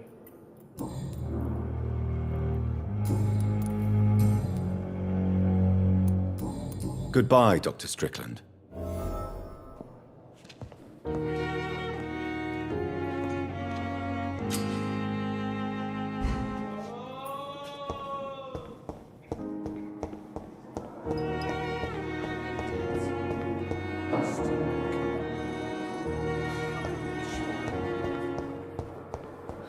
So many deaths.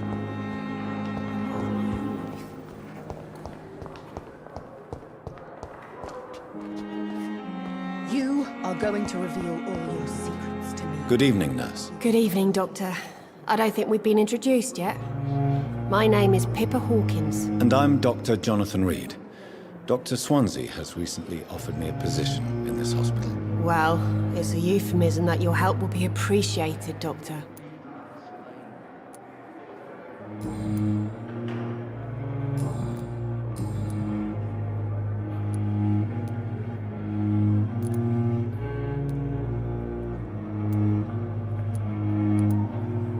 How is the Pembroke staff coping with the epidemic? Well, not well.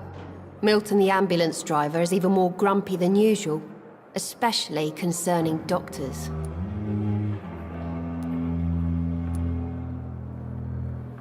Why does Milton dislike doctors? I don't know. Just ask him. But be warned, Milton is not the chatty type. Why is Milton grumpy on a daily basis? Is it just an act? Milton's not the kind of man who's bothered about a bad reputation, whether he deserved it or not.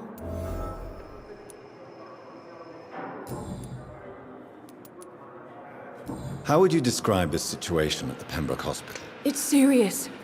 The flu is wreaking havoc amongst the staff and patients. We are running out of everything.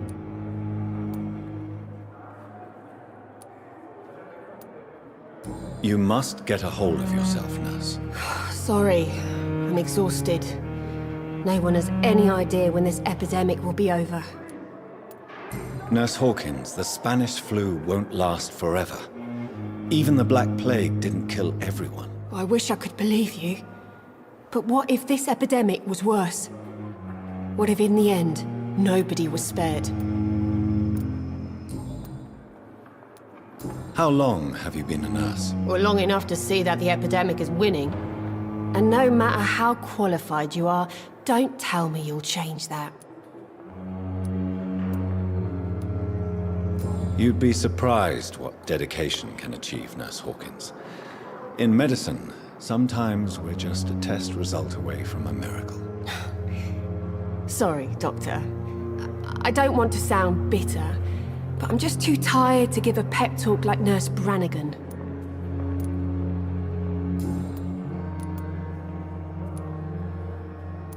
Goodbye, Nurse Hawkins.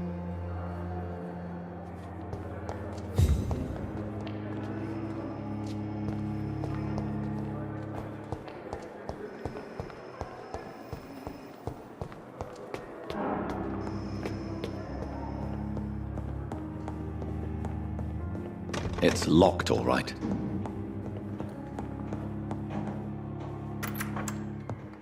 Please, Jonathan, come in. Fascinating, is it not? In the last decade, so many mysteries have been brought to light with our microscopes. The human body, biology's penultimate frontier. The more we explore its boundaries, the less we're able to trace a clear line between life and death. You, my friend, have a foot in both countries. The view must be vertiginous. It's at least as vertiginous as chatting about vampires with you, I would say. This must be all so new to you. This area of town, the hospital, a brand new life. How stimulating it must be. I wish I could share your enthusiasm, Dr. Swansea, but my condition defies scientific categorization. Undead? Unalive? Immortality defies logic. I cannot express my thrill at this serendipitous turn of events. The world's most eminent specialist in blood transfusions, a vampire. One might say a gift from heaven.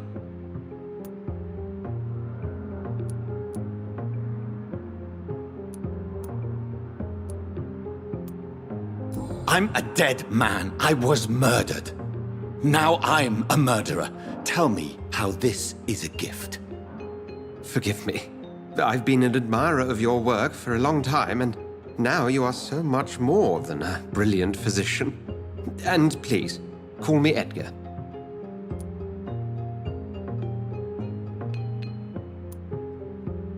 There is no need to apologize, Edgar. You offered me sanctuary when I had none. Very well. I have a task for you, Jonathan. Something that will require all your newfound skills. Please, go on. The Pembroke only survives through the generosity of our benefactors. Unfortunately, our main donor has found herself in a bit of a bind. Now, if you could help her out... A spokesman or politician is what you need. That's not my calling. And until I come to understand what has happened to me, I require discretion. Discretion is in order, Jonathan. Lady Ashbury has recently received rather indelicate correspondence that, if revealed, would jeopardize her position. And you would like me to eradicate this threat? By the stole, of course not. I would just like you to pay her a visit. Her ladyship is certainly near the tents outside, tending the sick. You can't miss her. Look for someone impossibly delicate. Accepted. I'll see what kind of trouble Lady Ashbury is in.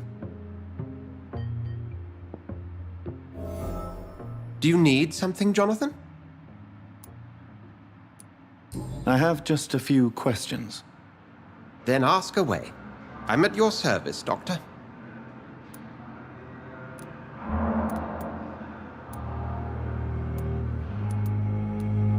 Since I'm the one working for you, what should I know about Pembroke Hospital?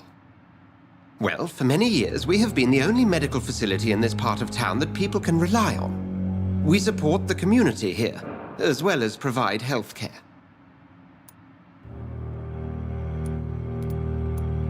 Where do we stand today? Well, to be honest, we cope on a day-to-day basis. The first wave of the Spanish flu last summer took us by surprise. We lack many of the basic necessities needed. What do you expect of me? What we need is hope. You were a soldier. This is a war. This white coat's still a uniform. We fight to help the poor, the sick of the East End, the forgotten.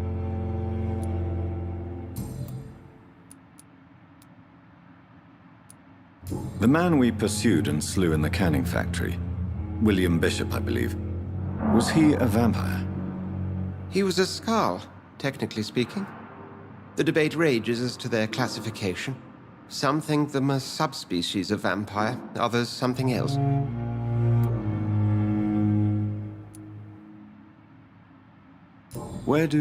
How do Skalds come into existence? The name means slave. The etymology may indicate that they are a lesser species of vampire. From what I know, vampires tend to despise them.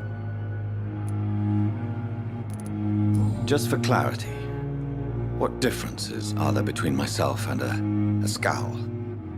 A Skald is easier to eliminate, Jonathan, even if they remain formidable foes for the unprepared. Vampires... Now, vampires exist beyond the mortal realm.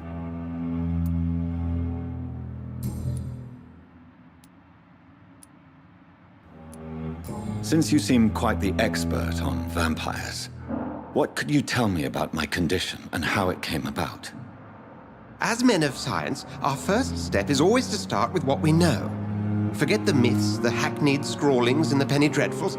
They do not scratch the surface of the truth you now find yourself in.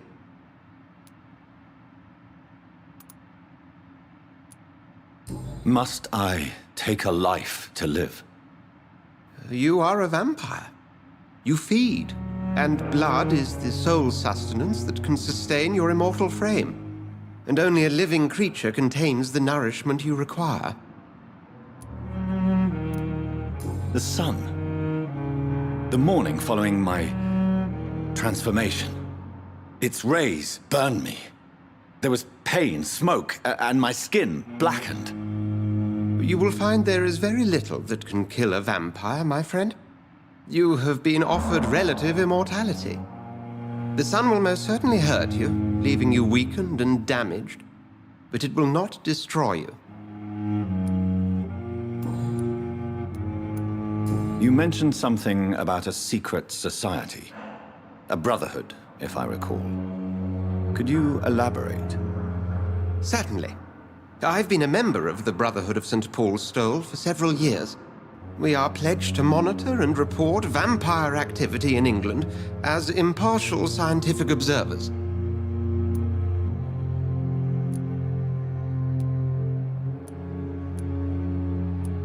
That explains your nightly wanderings about the docks and the questions you ask. I feel it wasn't mere coincidence that led us to that part of town. There was something as yet unseen that set those chain of events in motion. Yet you don't fear me. And still, you know the monster that lurks beneath the civilized surface. The Brotherhood has studied your kind for centuries. We believe you are as supernatural as a lion is to a gazelle.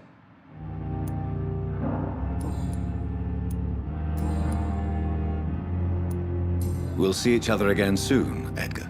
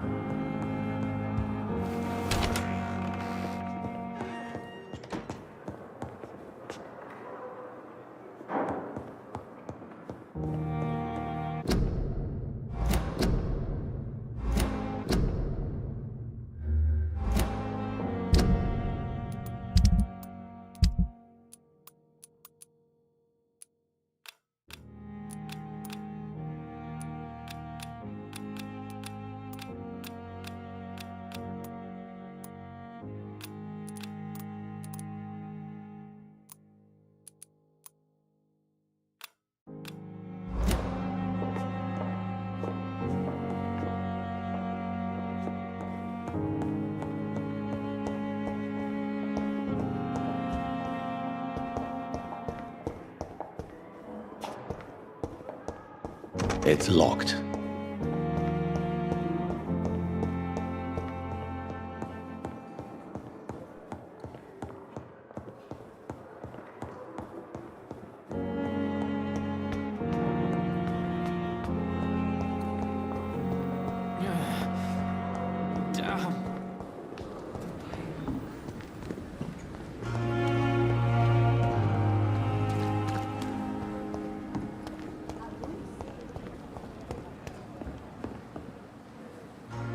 The flu took my dear wife, Emily. I take comfort knowing we'll soon be together again. Mr. Rainfield, that's no way to talk. You're in good hands here, and we'll be up again soon enough.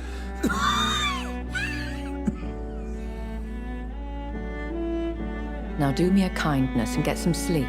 I'll be back round later. Your words are kind, the blessings of an angel. You're the sweet, sweet Lady of Mercy.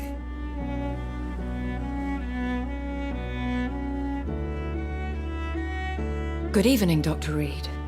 It's a pleasure to see you again. You seem surprised. Dr. Swansea has brought me up to speed concerning your recent appointment to Pembroke Hospital. You're a The lady who saved me that night, before vanishing into thin air. I remember you from the pub with Dr. Swansea. Indeed. Allow me to introduce myself formally this time. My name is Lady Ashbury. I remember you well, in spite of the brevity of our encounter.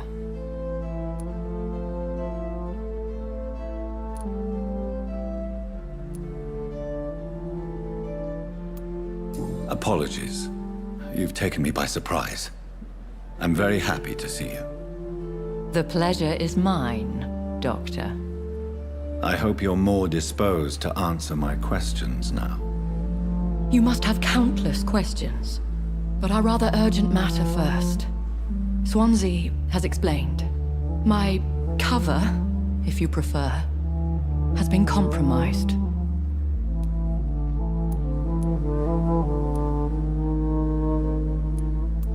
Pardon my boldness, Your Ladyship, but I have questions concerning this condition we share. As a newborn, your hunger for answers is rivaled only by your thirst for blood. But the questions need wait. I'm a scientist.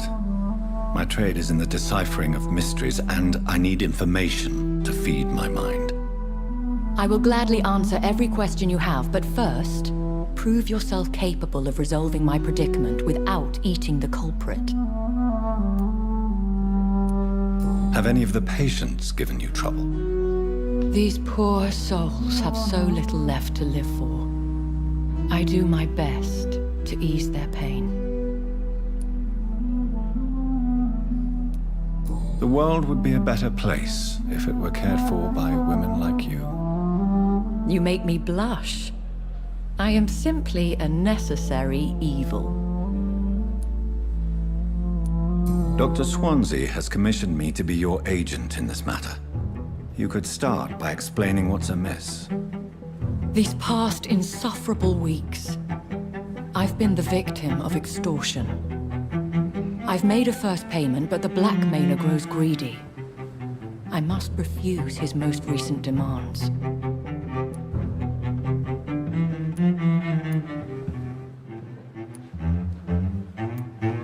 Who would be so foolish as to threaten you? A kindred spirit. Even if it were the case, and I highly doubt it, a vampire would have asked for something more valuable than money. My suspicions lean toward a patient or their family.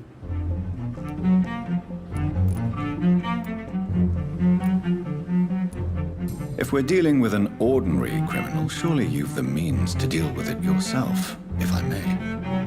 As immortal tradition doth dictate, all fangs and hypnotic eyes ablaze, the blood would run like a river. That's what I hope to avoid.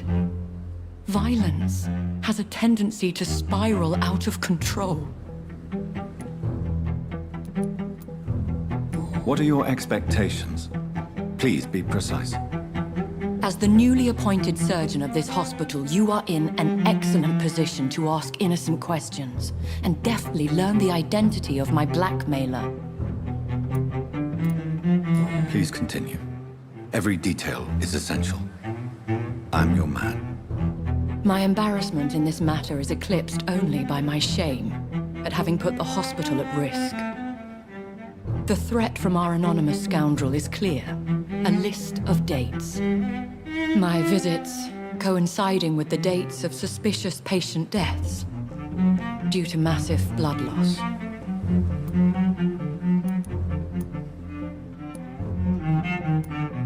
Is it true? Now aren't you the blunt one?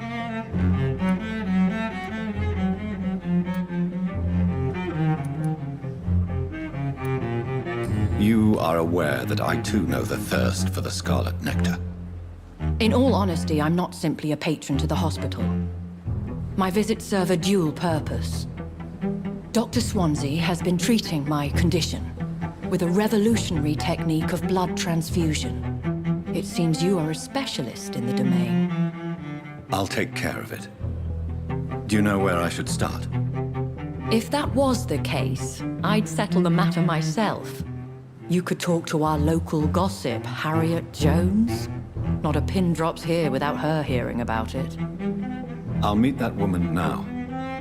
My life, as others know, is in your hands, Dr. Reed. I'm sure of your discretion, but I do fear your powers of persuasion will be put to the test.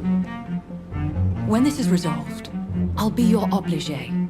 I'll answer all questions in regards of your condition.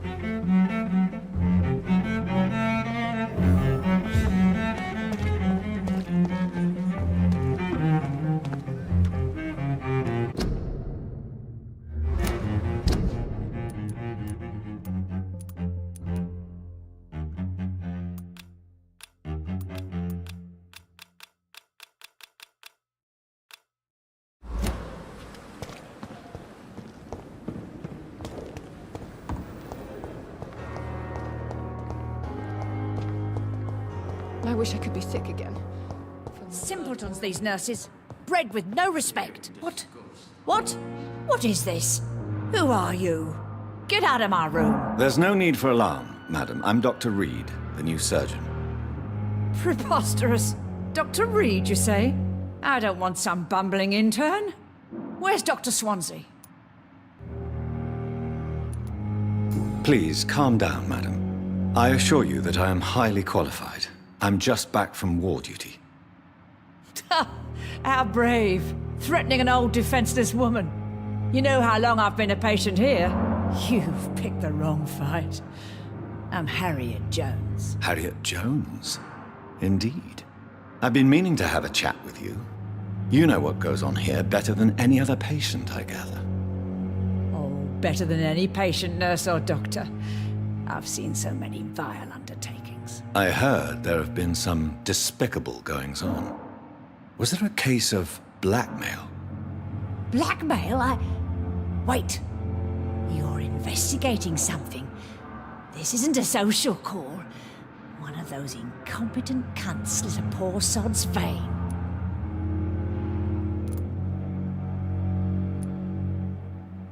If I didn't know better, Miss Jones, I'd be inclined to say you enjoy this type of idle gossip. God's honest truth, Doctor. It's just the way it is here. Most of these bitches would let you freeze to death before getting you a blanket. You seem to know more about the goings-on here than anyone else. Beware, Miss Jones, in case suspicion should fall on you. That's it. Blame the old and infirm. I see those little bitches' greedy little eyes. Just waiting for me to pop off, they are. I assure you, madam, this is not an investigation into a possible medical error. Debauchery, then? Nurses Crane, Hawkins, Brannigans, whores, all of them. They can't keep their legs shut. I've seen them scratching slutty sores. Really? Well, if you have irrefutable proof, I'll not have the staff behaving in such a manner here. This is your business, Doctor, not mine. But I swear one of the nurses is cavorting with some man on hospital hours. Thank you for your time, Miss Jones. You've given me something to go on. See you on the next round.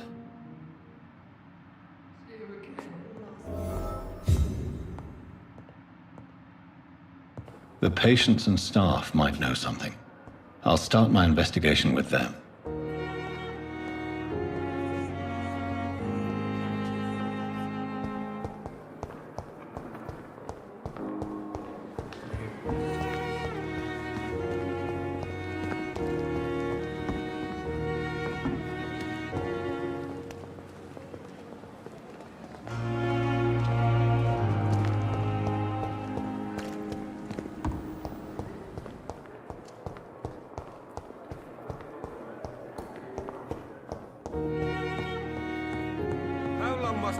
Damn it! Blaming me will not further your agenda, sir. How long's it going to take to fix me properly? A month?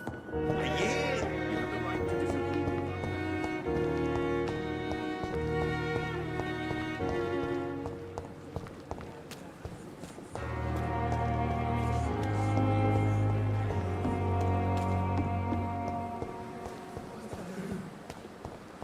What must I do?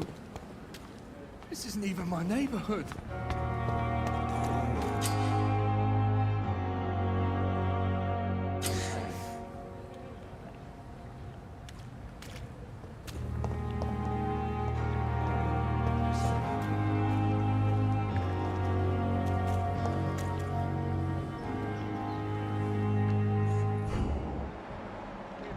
so many times. Oswald, you can't just die like this.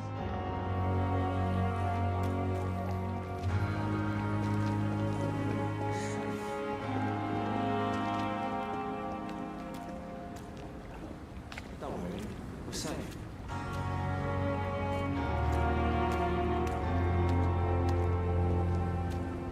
No one is here. Relax.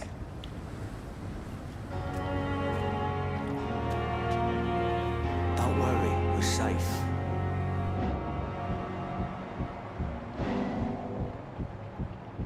No one is here. Relax.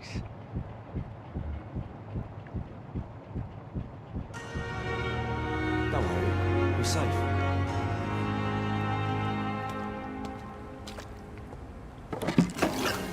Relax.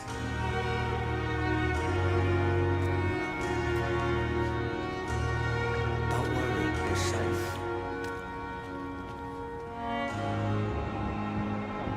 We're safe.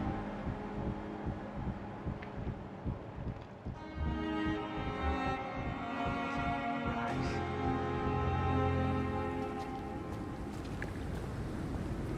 Don't worry, we're safe.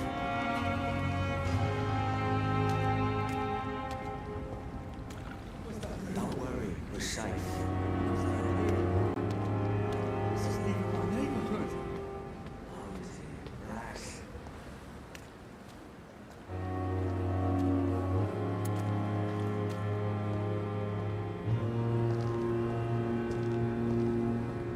We've dodged death so many times.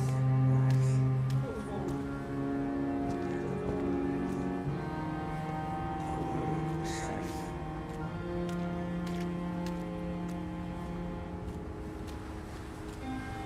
No one is here. Relax.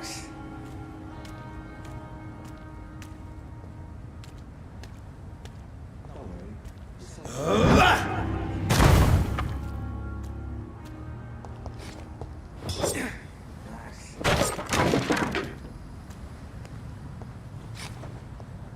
We're safe. Don't worry. We're safe.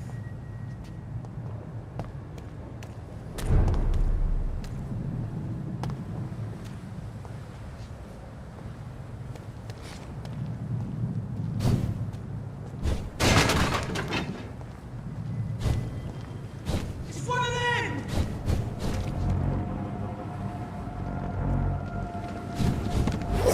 Die, Andy!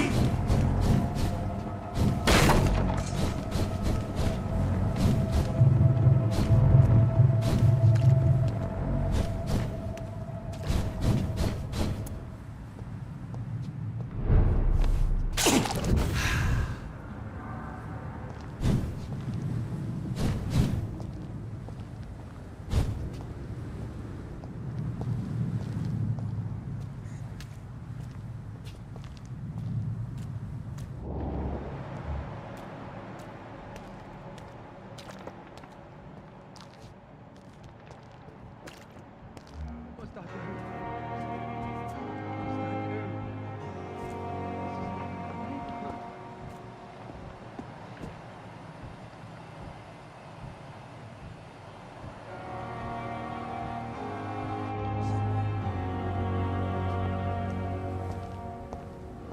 We've dodged death so many times. Oswald, you can't just die like this.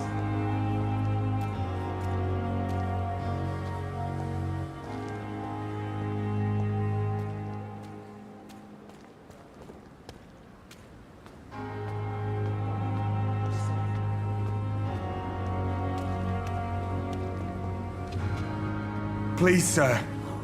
I need help bad. What's going on? I'm Blight, sir. Mutant Blight. I've lost my mate. Can't find him anywhere. I'm Dr. Jonathan Reed from the Pembroke Hospital. Please, calm down and give me more details. Oswald and myself were both infantry, sir. We were en route for the hospital, but we had a disagreement.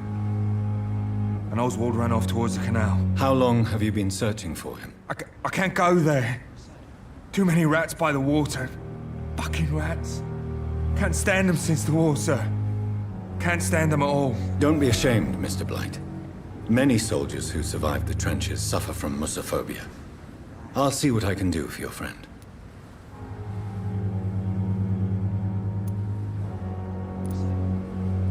Where was your friend the last time you saw him? He went down by the canal. He didn't want to go to the hospital. I think he went to the sewers on purpose. So I couldn't go after him. What can you tell me about your friend? His name is Oswald Thatcher. We survived the war together. Oswald is nervous and quite fragile since we came back from the war.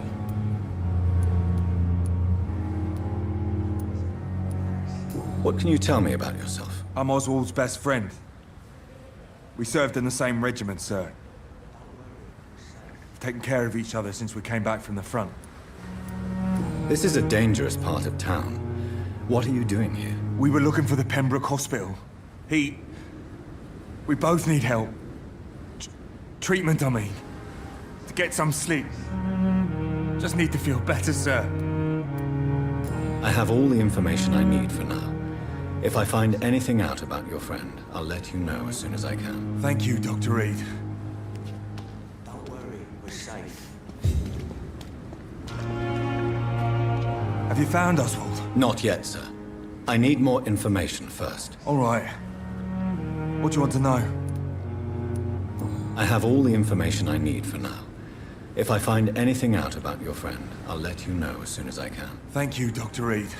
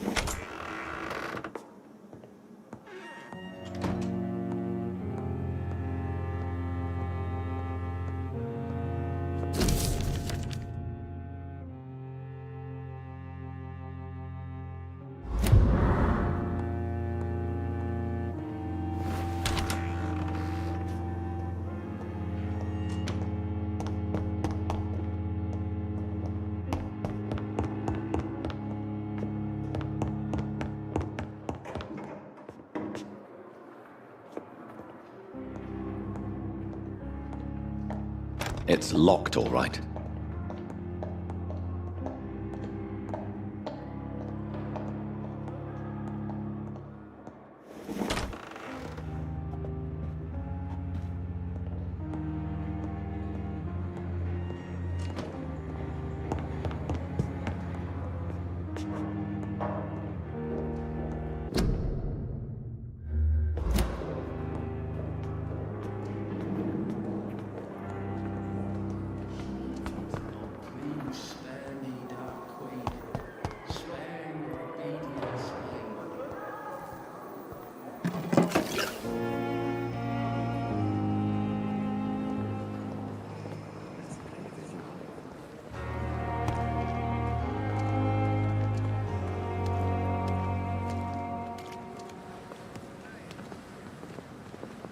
Good evening, nurse. I'm Dr. Jonathan Reed, the new surgeon here at the Pembroke. Dr. Swansea has already told us about you, sir. I'm Nurse Gwyneth Brannigan. Welcome to the Pembroke Hospital. Did he really? It's a good thing I wasn't hoping to keep a low profile. All members of staff have already read about your new blood transfusion technique. Dr. Swansea made sure of that. I see. Well, I'm a little surprised, but I suppose I'll just have to deal with this unexpected notoriety. You must know, blood transfusions are Dr. Swansea's primary subject of research. He is convinced it is the future.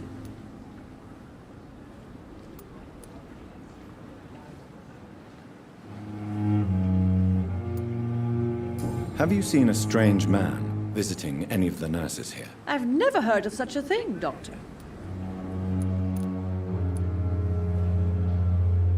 Do you know if any of the hospital staff have criminal backgrounds? The people who work here all come from very different backgrounds, Doctor. Just like the patients.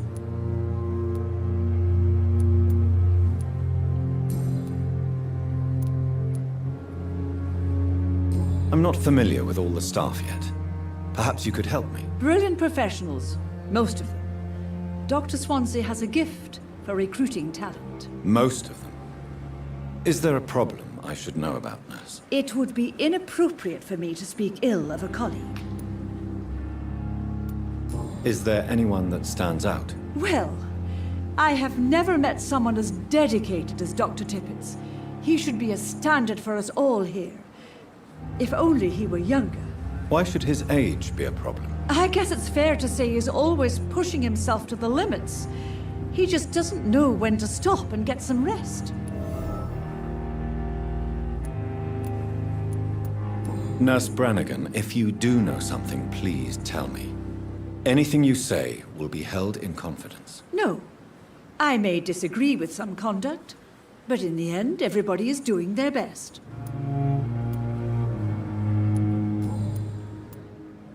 How are things here? Not good, to say the least. We're struggling against an invisible enemy, more lethal than any bullet from a gun. It's hard, Doctor.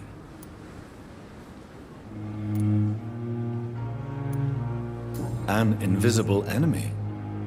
Quite a poetic term for a disease, especially from a nurse. Sorry, Doctor. These last few weeks have been exhausting. We could all do with a good night's sleep. Do you think this hospital can survive the epidemic? We are all volunteers here, and we're trying to hold fast, but how do we beat an invisible killer?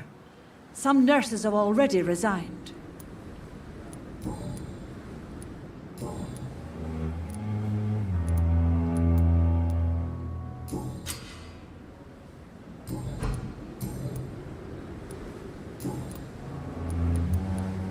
Have you seen a strange man visiting any of the nurses here? I've never heard of such a thing, Doctor. Goodbye, nurse. Call me if you need assistance.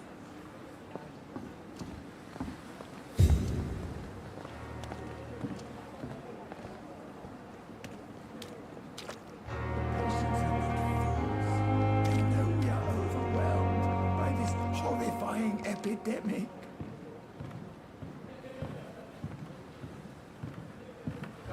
Good evening, sir.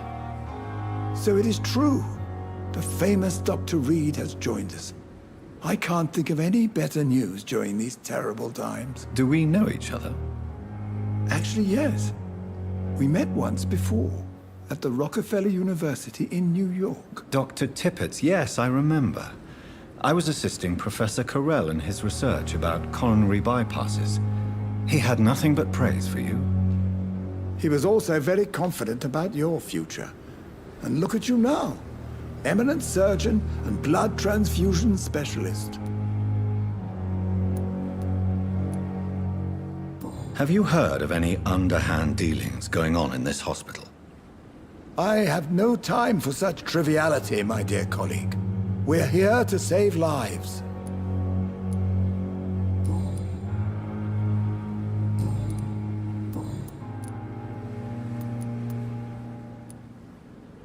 What is the Pembroke Hospital situation?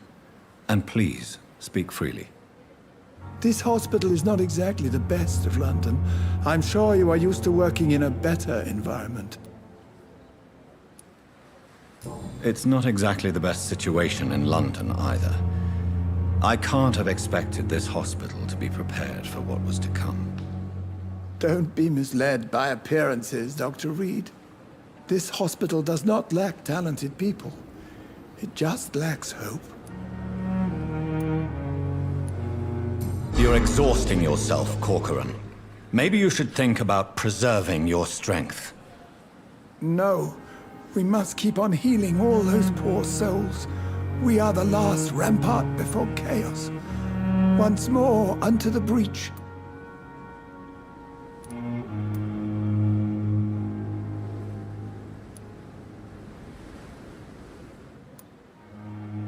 You've nothing to prove, Dr. Tippett, to anybody, and we all praise your experience. Please, have some rest. I am perfectly fine, and I am not too old for this job.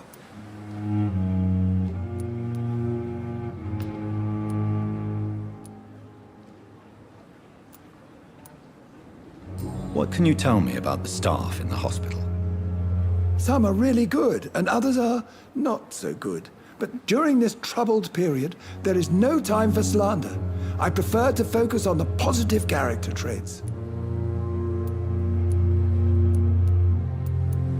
Tell me more about cherished people, then. Nurse Brannigan is a pearl. She is the most helpful and dedicated nurse I've ever worked with. A clever and cheerful woman. You really seem to admire her skills. I'll go even further.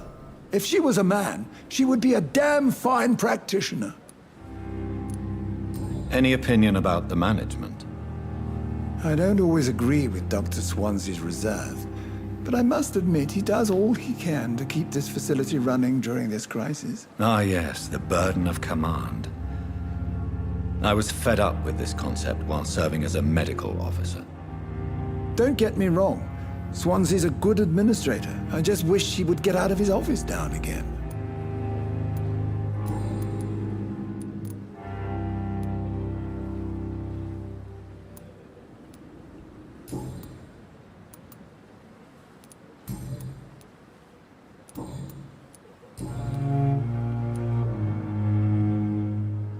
Corcoran, I want you to tell me about Mr. Connor. How did he die? What happened? He was my patient. He died because of my mistake. That's the blunt truth.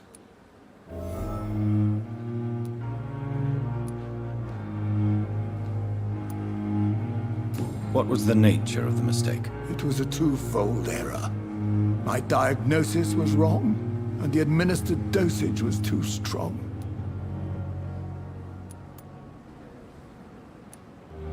Who was this patient? I don't know. Some sick man from the docks, maybe a fisherman. I had no time to talk with him. No one claimed a body.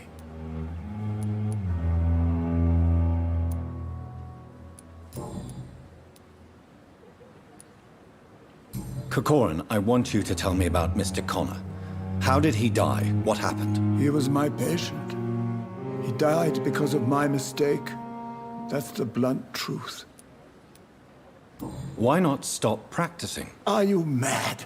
I killed that man, I admit it, and it won't happen again. I have saved so many lives since then.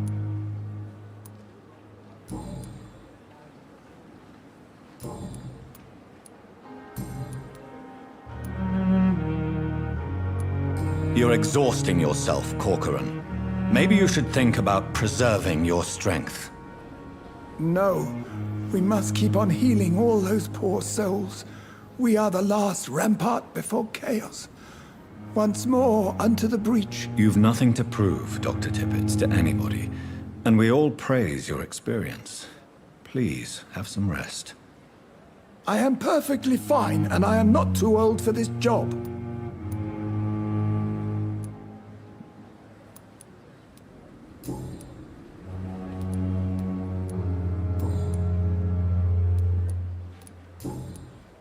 Goodbye, Dr. Tippett.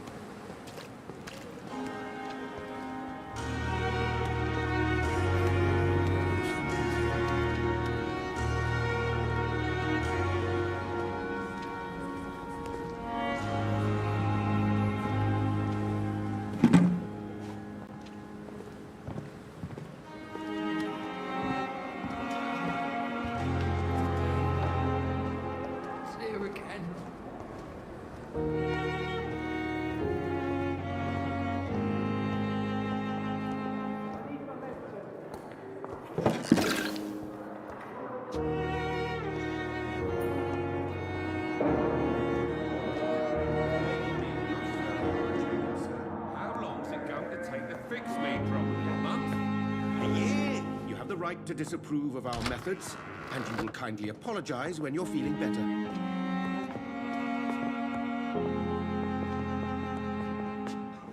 Good evening, madam.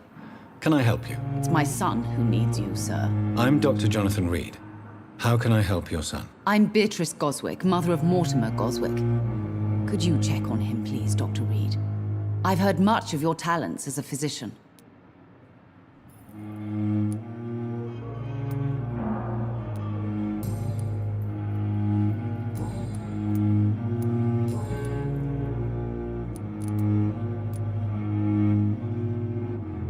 What do you think of your reception here? Any complaints? I have had the uttermost reservations about this hospital since we arrived. But we had no other choice, considering the state of emergency. Is there something in particular that's bothering you? Some of the staff were not especially welcoming. I suspect they're not accustomed to dealing with patients of such social standing.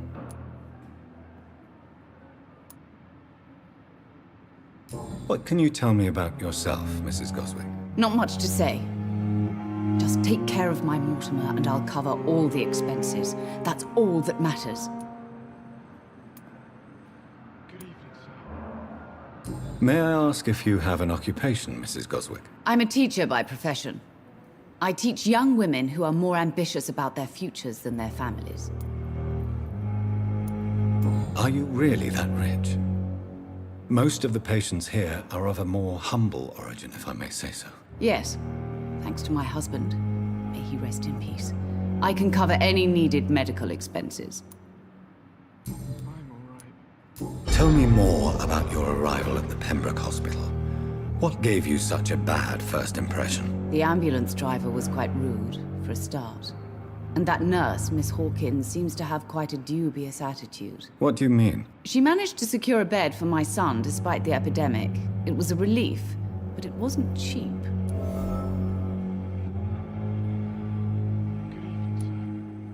She charged you for a bed? Yes, and I paid without question, considering the urgency of the situation. I share your concern, Mrs. Goswick. Be sure that I'll talk to the people involved. I don't expect compensation, Dr. Reed. But I'm aware such behavior would not be tolerated in other hospitals.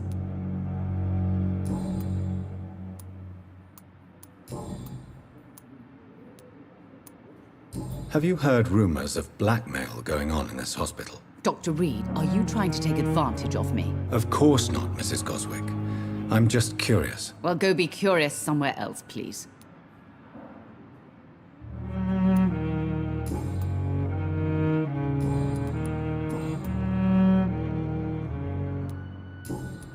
Goodbye, Mrs. Goswick.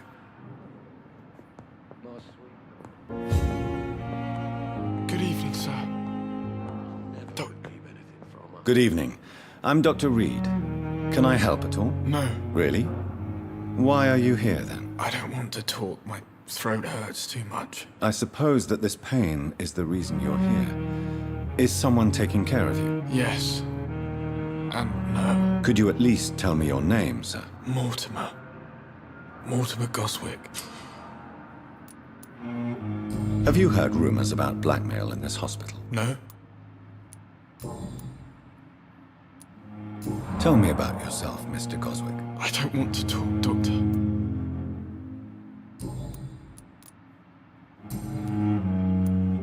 How painful is your throat, Mr. Goswick? So painful I'd rather not talk at all, Doctor.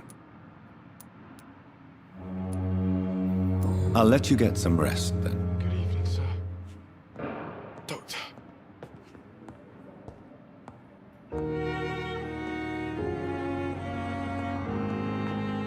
Good evening, sir. I'm Dr. Reed. I believe we're going to be colleagues. Reed? Yes, I've been informed about your arrival. I'm Waverly Ackroyd. Welcome aboard, I suppose. Does my arrival inconvenience you in some way, Dr. Ackroyd? Let us just say that I don't particularly share Dr. Swans's enthusiasm for hiring you. What we need here are reliable professionals, not overrated dabblers. Have you heard about any blackmail going on in this hospital? Blackmail? Nonsense.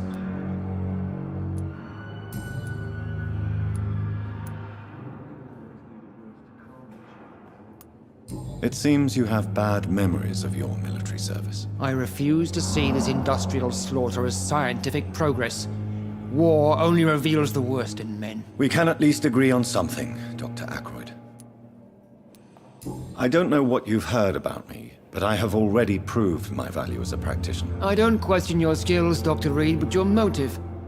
Is it money, fame, or are you truly dedicated? And what exactly is that supposed to mean? I served in the war just like you. But unlike you, I did not use the wounded to play the modern sorcerer. Be careful what you insinuate, Dr. Ackroyd. I only want you to admit you used those men to improve your theories.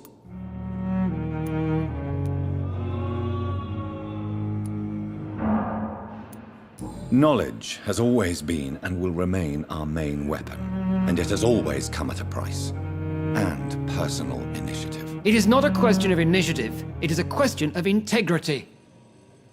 These men and women have put their faith in us, Dr. Reed.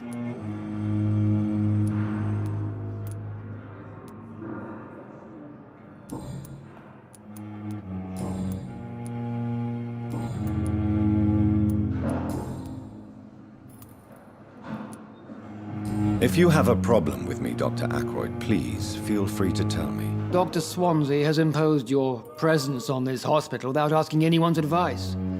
The benefit of his position. But I don't agree with it. I know we've never met before, but I believe this hospital could use all the help it can get. You will agree with that, I'm sure.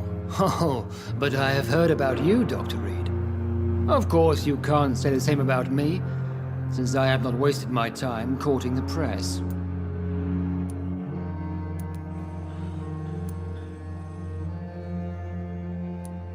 Aren't you too old for such jealousy? It really won't do you any good, you know. Don't be ridiculous, Dr. Reed. A simple glance is enough for me to know you have nothing for me to envy. Since your tenure in this hospital is longer than mine, perhaps you can tell me more about this place. Let's just say I'm tired of the carelessness around me. I have always respected the skills of Dr. Swansea, but over time his enthusiasm has become displaced. Carelessness? Exactly what are you talking about? We're here to save lives. The people who trust us are not volunteering for experimentation. They're here to be healed. I don't intend to run any radical experiments, Doctor. Even if I, as any good practitioner should, express an interest in pushing the boundaries of medical research. Modern medical methods were created through audacity and ego.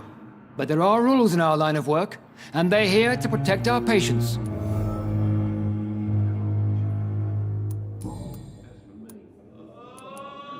Thank you for your time. We'll talk later.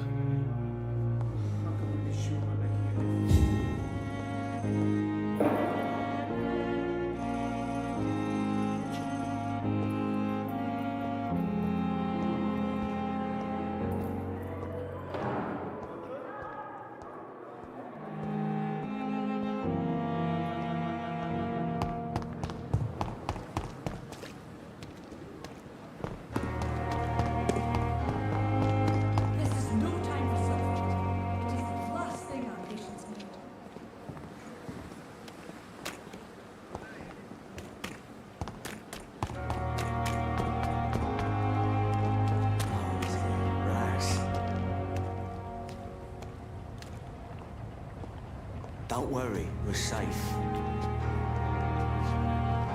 What must I do? What must I do? Relax. This isn't even my neighborhood.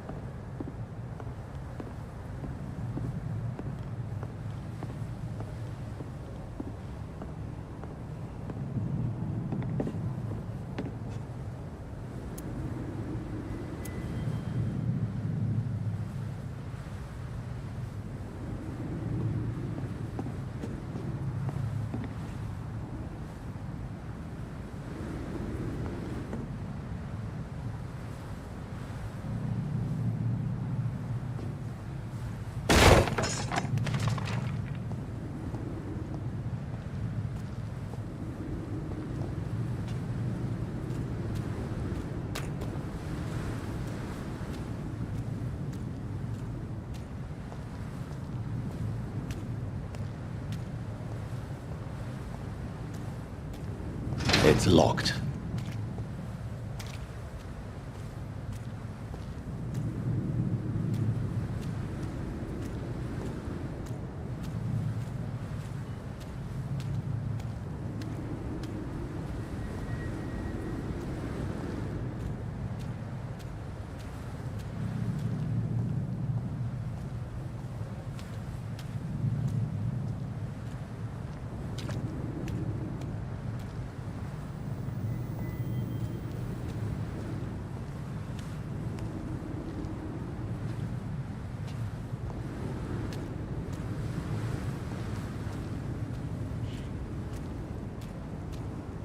He's mine!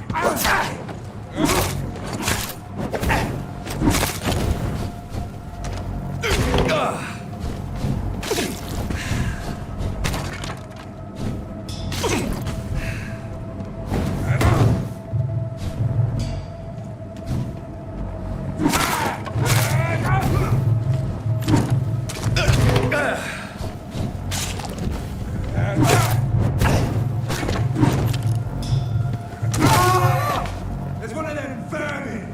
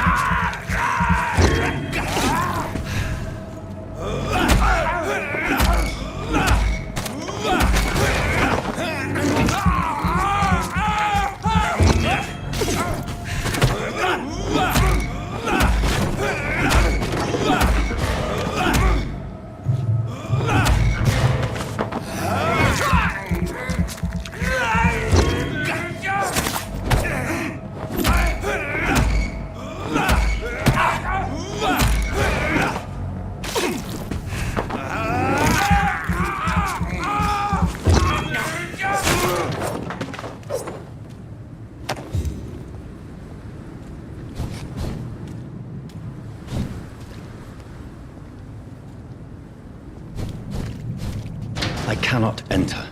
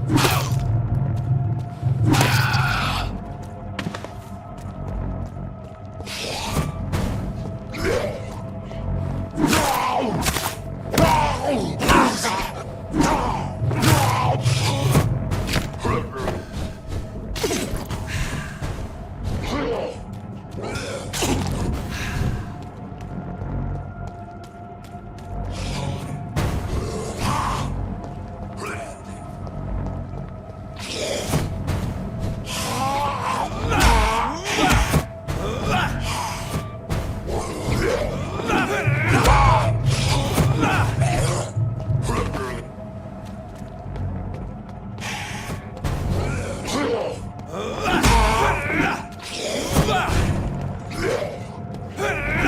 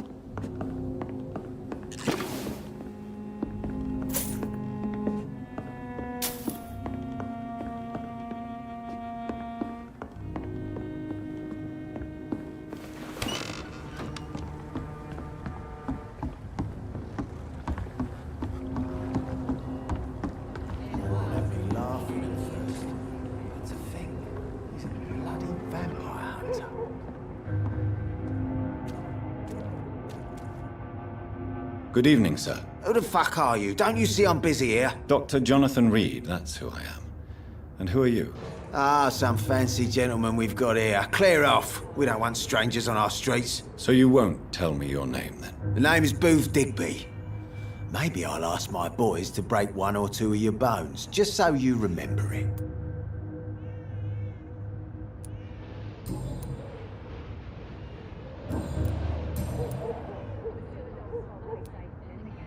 Are you some kind of vigilante patrolling these streets at night? Something like that, but the police aren't in charge here. We are, see?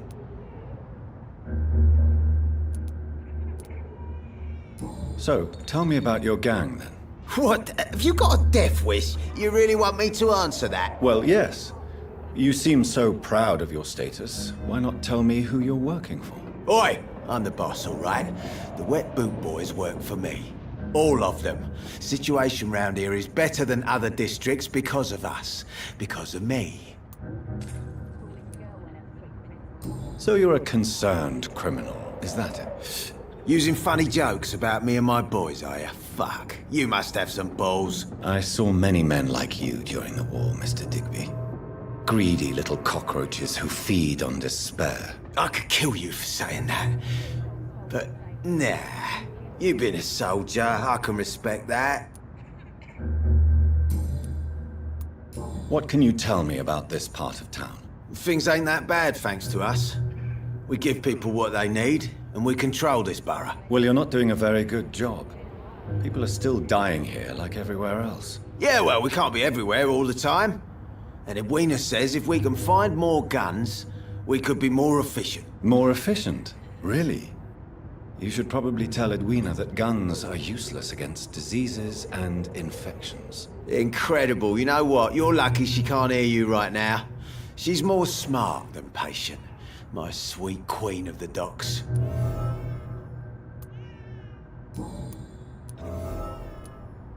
Goodbye, Mr. Digby.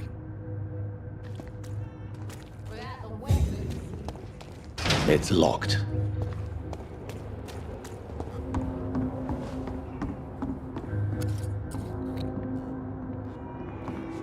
Good evening, miss.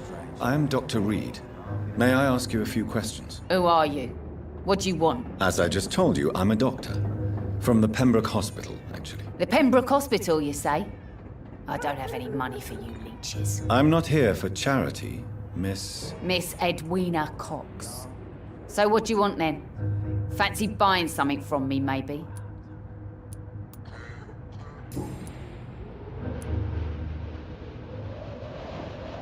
Booth Digby looks at you with love-struck eyes. Tell me, Edwina, is the feeling mutual? You have no idea how refreshing it can be for a woman to receive all the pleasure she needs. For once. I'll take your word for it. What is it, Doctor? A woman's not supposed to talk about these things.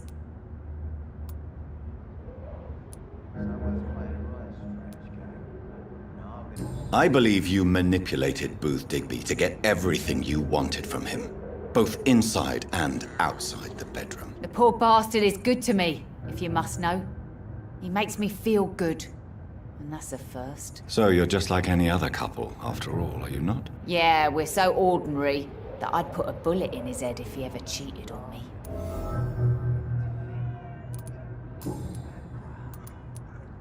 Can I see what you have to sell? As long as you have money, I'll show you all I have.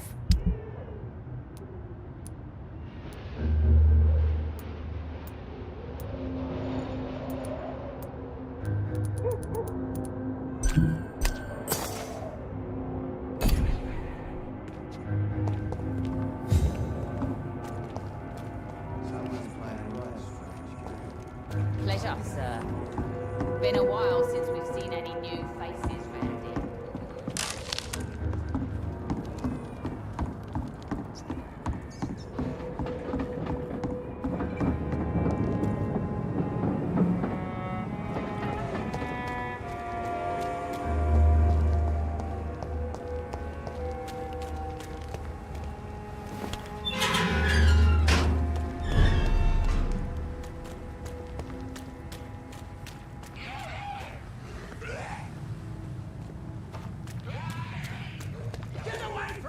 bastard! You won't get me here! Get out! Come on, and I will show you how a wet foot does business! What are you people? Get the fuck out, you crazy bastards! You won't get me here!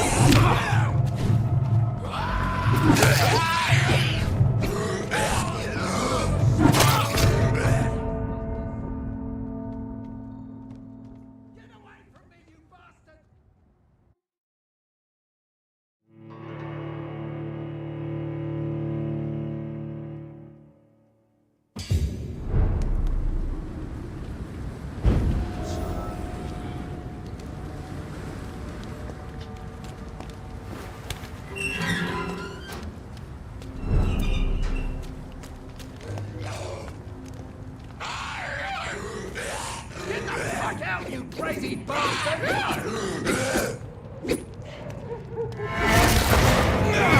won't get me here! Get out! Come on! And I will show you how a wet foot does business!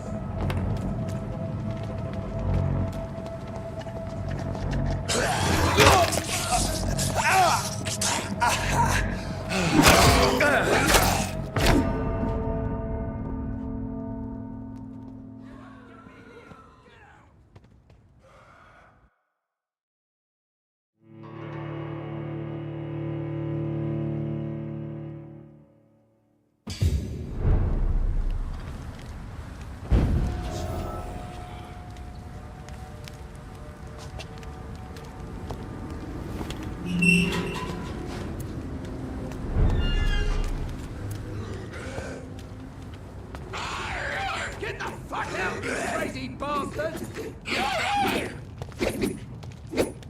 What are you? You won't get me here! Get away from me, you bastard!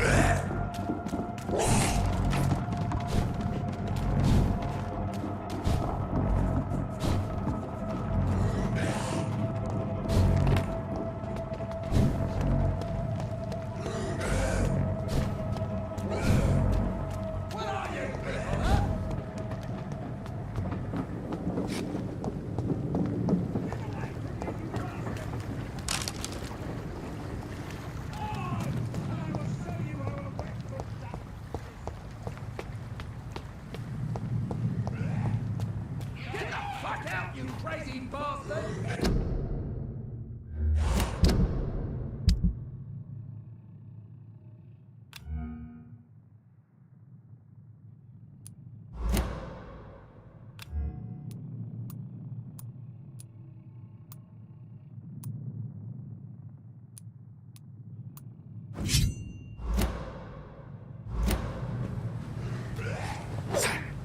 You won't get me here! Get out!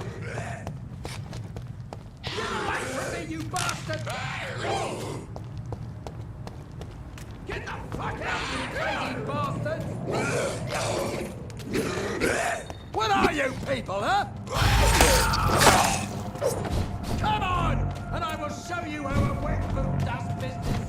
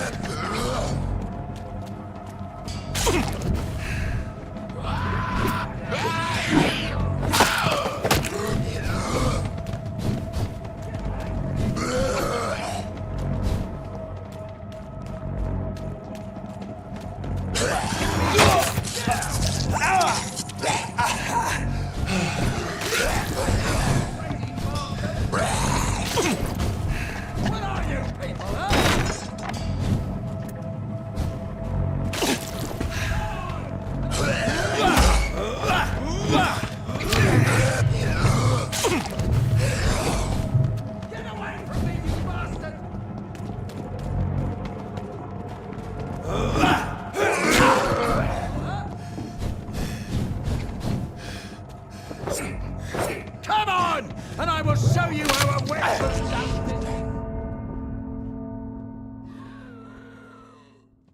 You won't get me here! Get out!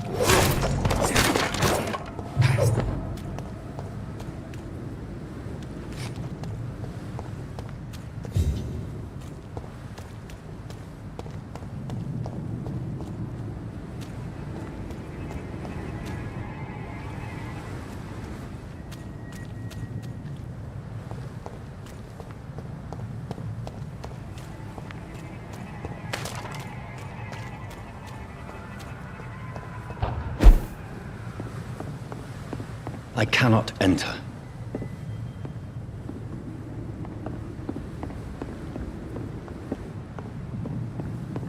It's locked.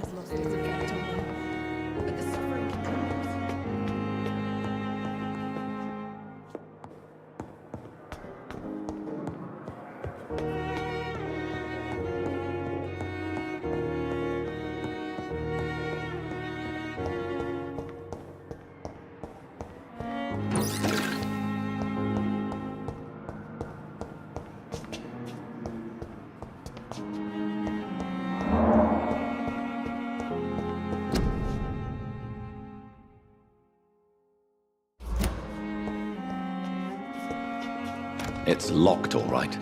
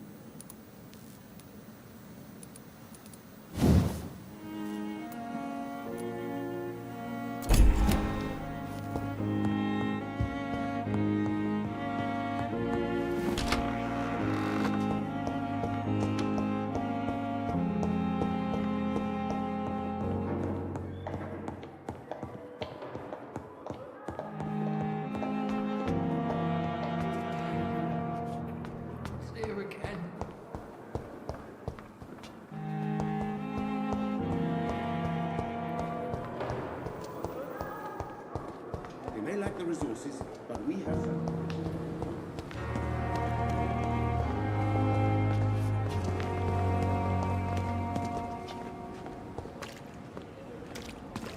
Another night with the glorious battalion of Pembroke.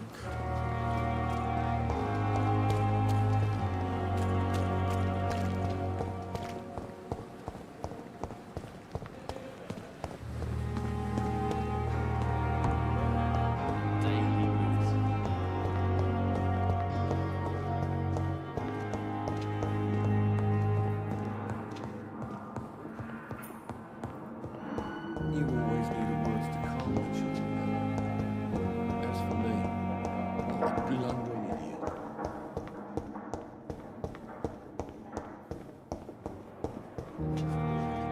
Good evening, Nurse Hawkins. Good evening, Dr. Reed.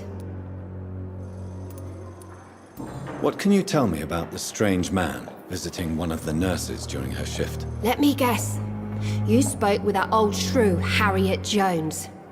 Do not pay attention to her, Doctor. She's full of fanciful tales.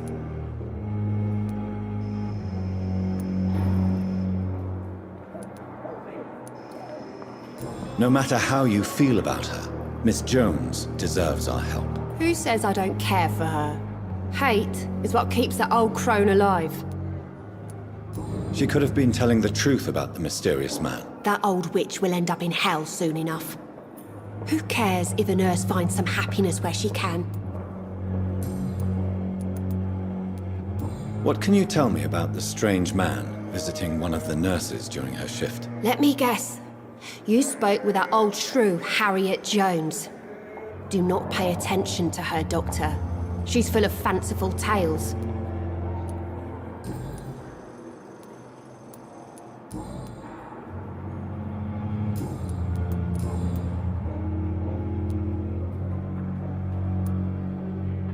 How long have you been a nurse? Well, long enough to see that the epidemic is winning. And no matter how qualified you are, don't tell me you'll change that. You'd be surprised what dedication can achieve, Nurse Hawkins. In medicine, sometimes we're just a test result away from a miracle. Sorry, Doctor. I don't want to sound bitter, but I'm just too tired to give a pep talk like Nurse Brannigan.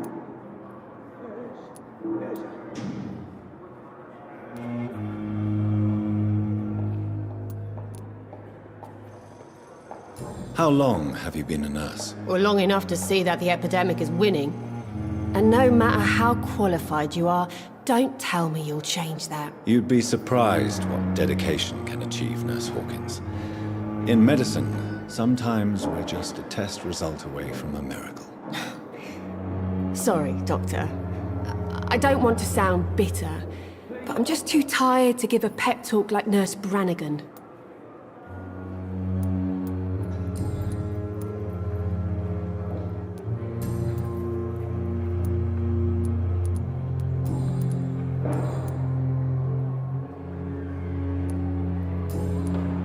Goodbye, Nurse Hawkins.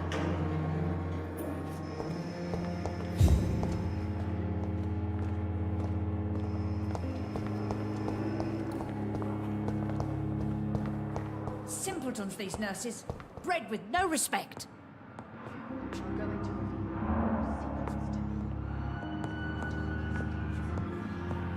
blood and soul.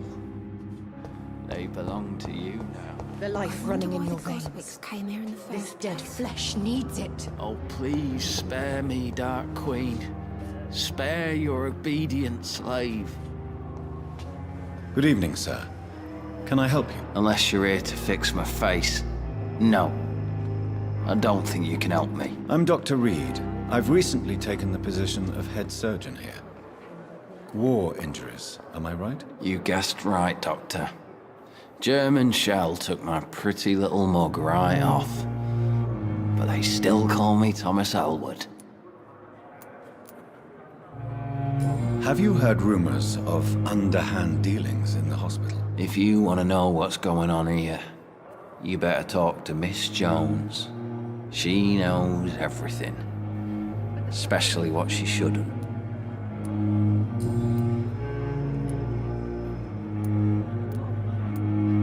Where were you stationed, sir? Did you serve for long? I really don't want to talk about all this shit. No offense. I was pushing too much. I served in France myself. I just wanted to know what happened to you. You were an officer, weren't you? Then I doubt we fought the same war, sir. No offense. How close are you to Miss Hallcroft? Are you aware that she thinks she is a vampire? To wait for her next nibble is the best reason to stay here.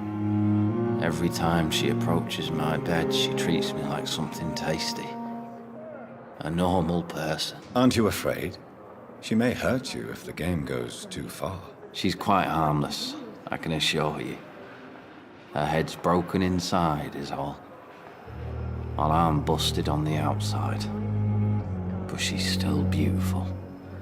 Living proof that there's hope for me.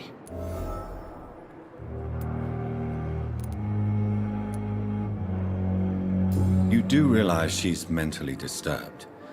It's called the Cotard syndrome. She truly believes she's a vampire. In her madness, she never refers to my scars. And frankly, if I could, I'd join her world. It seems much more fun than the real one.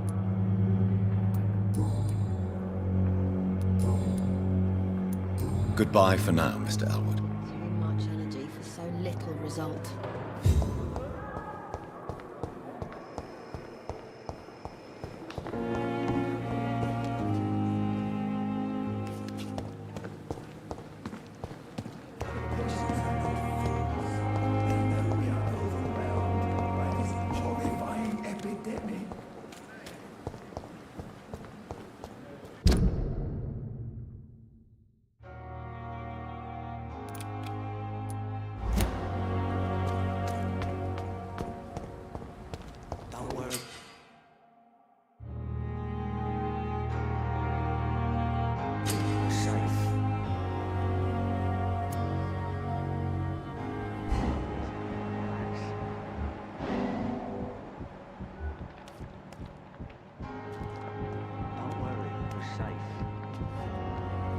You're sure you don't come back with me? Nah, I have to see someone at the hospital. Be careful. You look so bad they may keep you as a patient. Fuck 'em. I don't like hospitals or doctors. Well then, when you go back to Whitechapel, you may find this useful. What is it? A pass for a free medical exam by the best nurse available. Just read it. I don't read well, but thank you, I guess.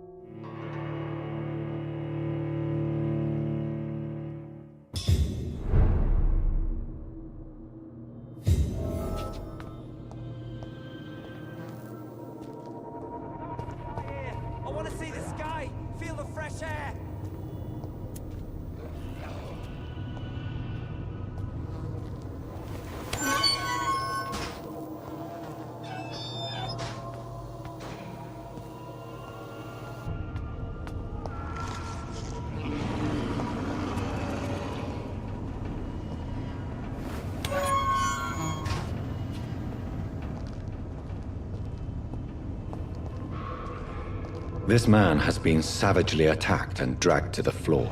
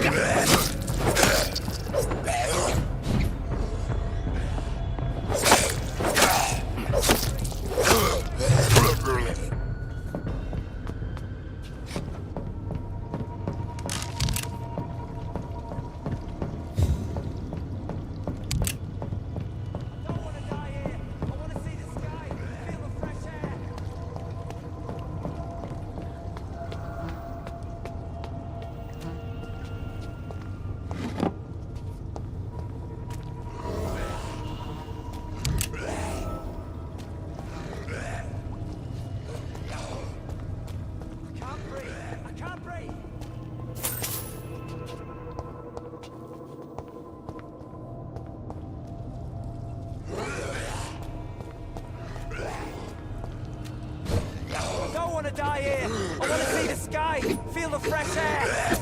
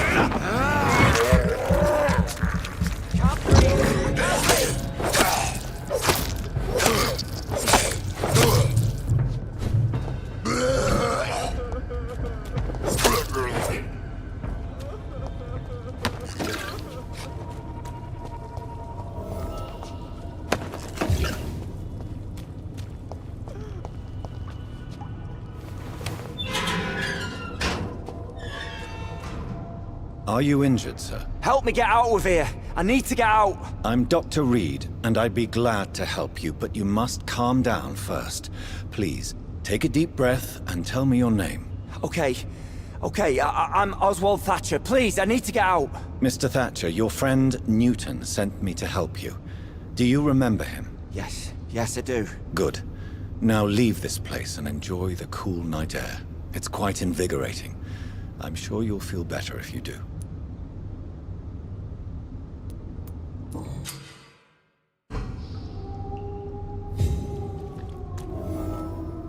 Are you sure you're all right, sir? Yes, I'll be... as soon as I can see the sky again.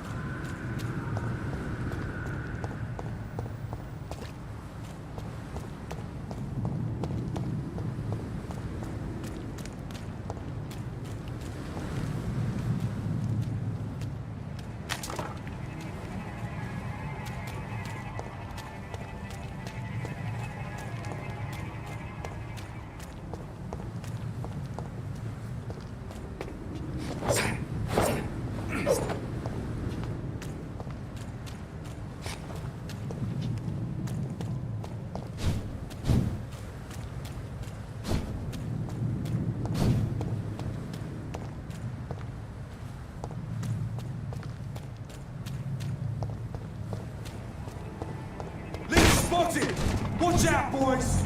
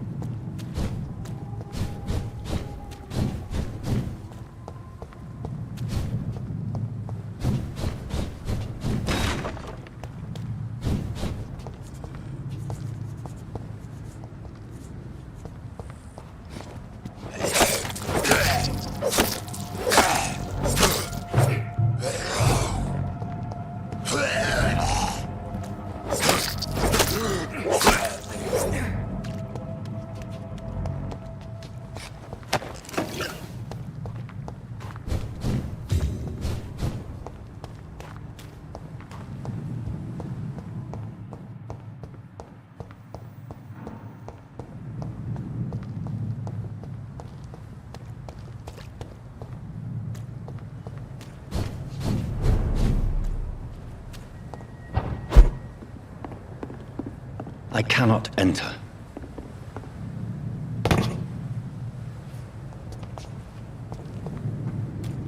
Leech spotted! Watch out!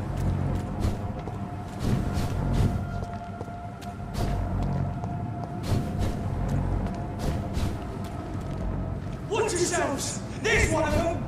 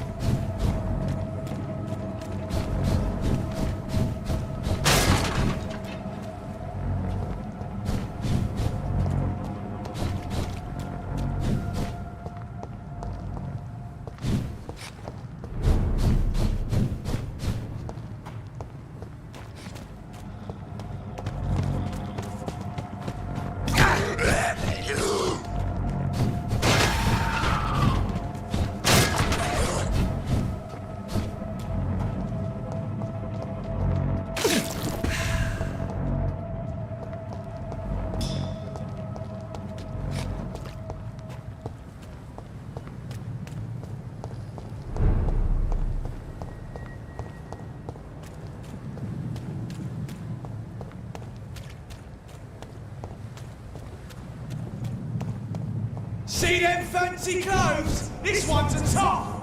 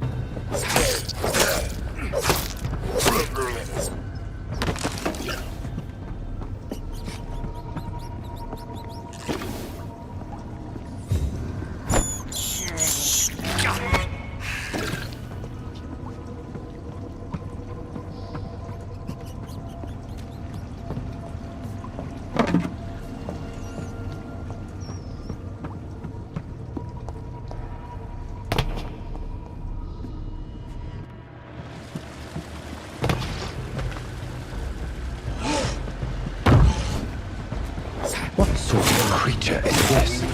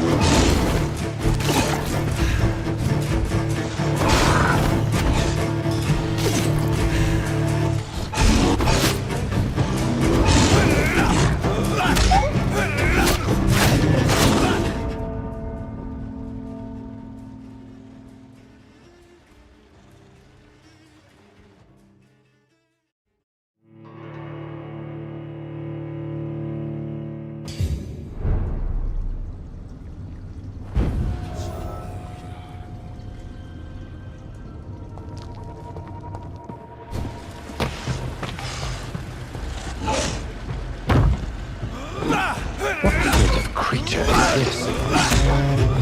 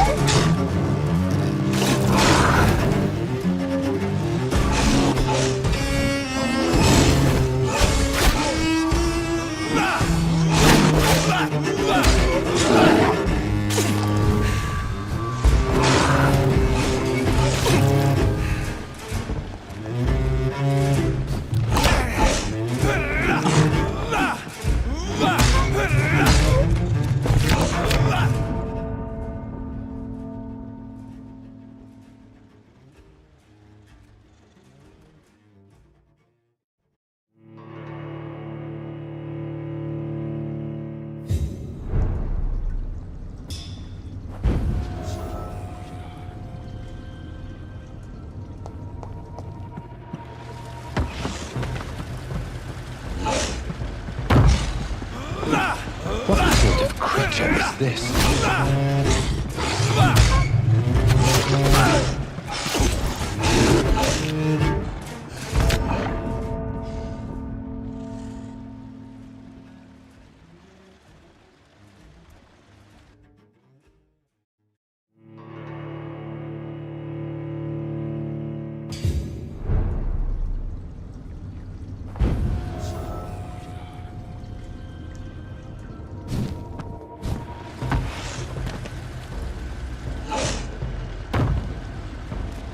What sort of creature is this?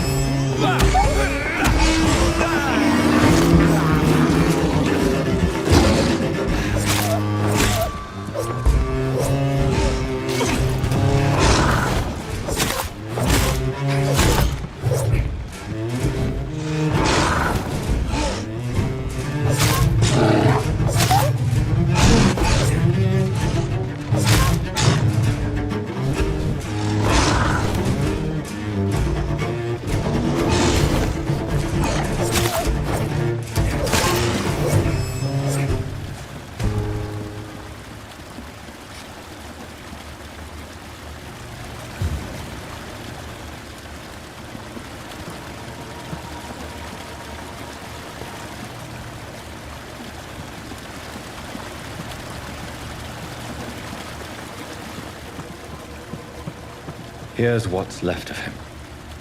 Not a lot to check, but I should anyway.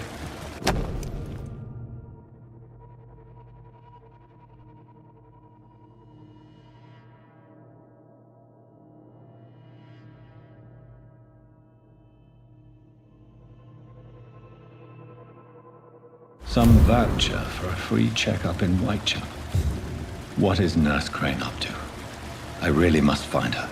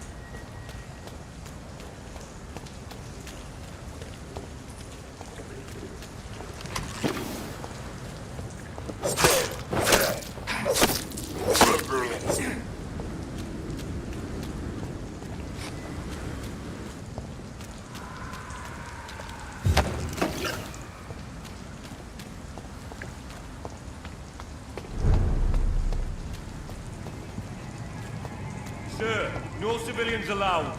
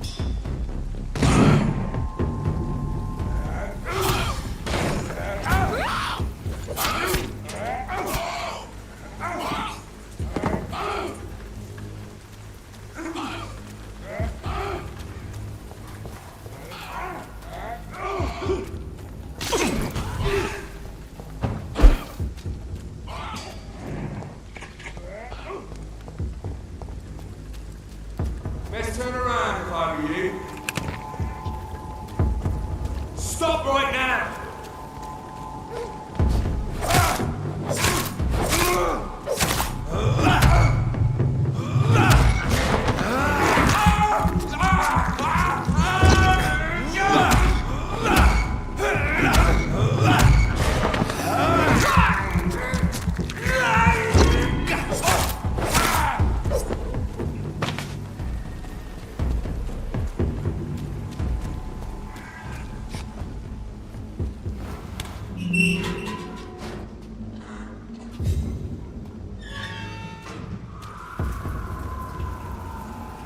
Step away, sir.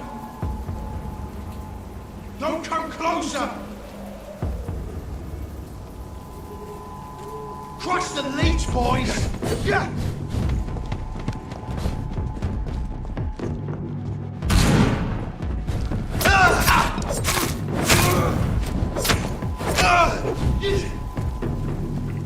You're mine, vermin!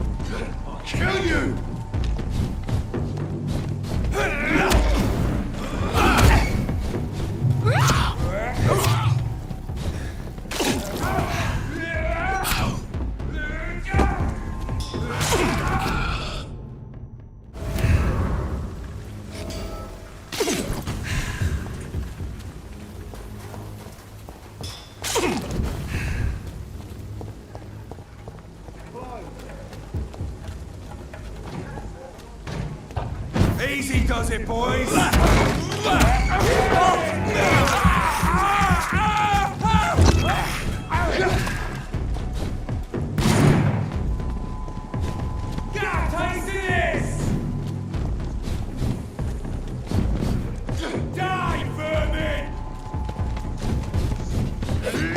Shit! Stupid beast!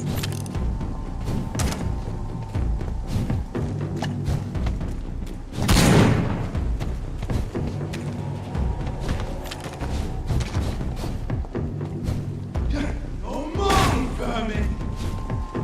I'll kill you!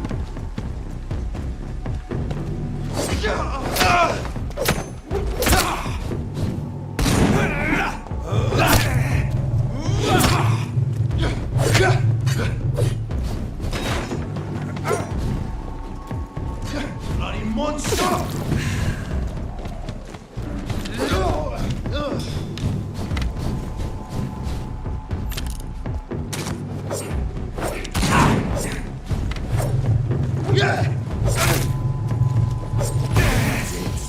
Going out like kindling.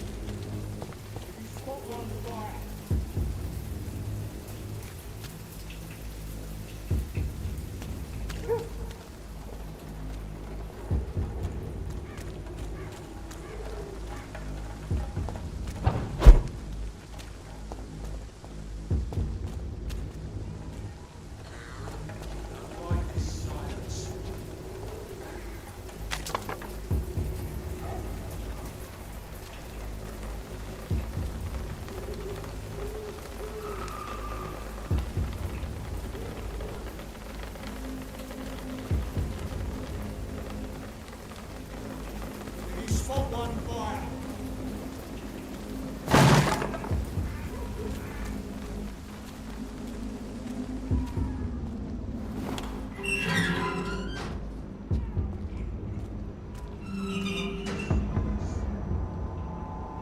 This is no place for you, sir. Stop now! Crush the leech, boys!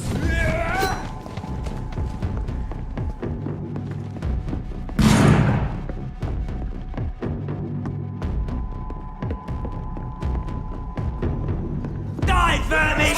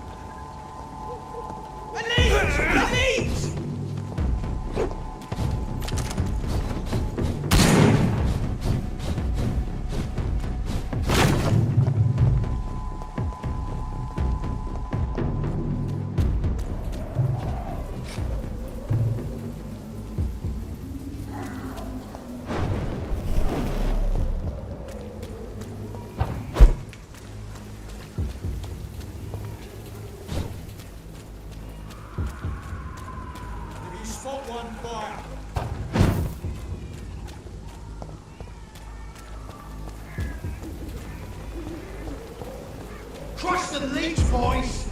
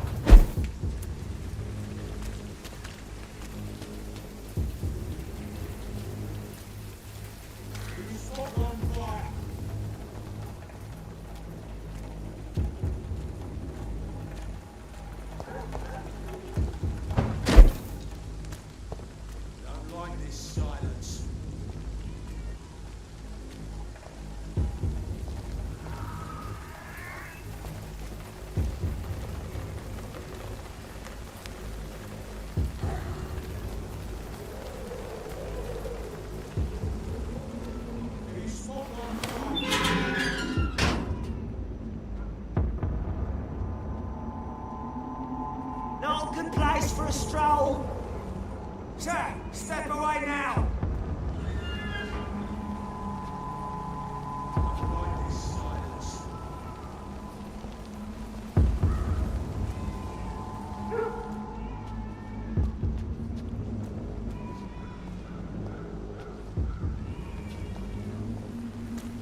Burn it, boys!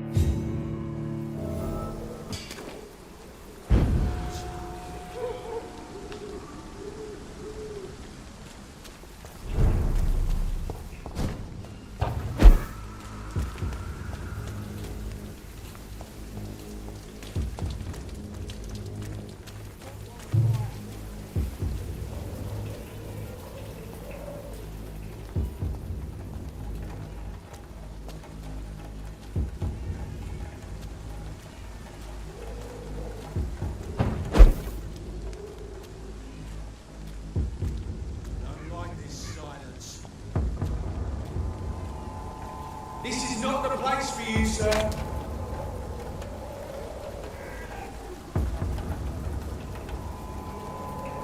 This is no place for you, sir. Are you stupid? This one's mine!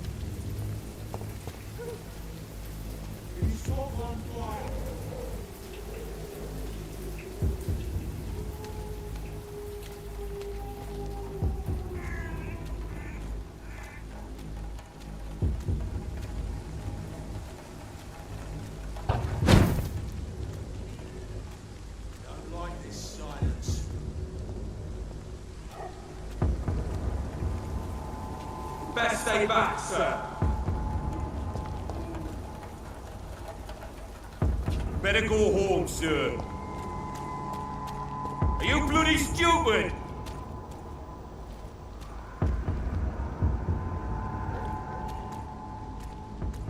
If you spot one, fire.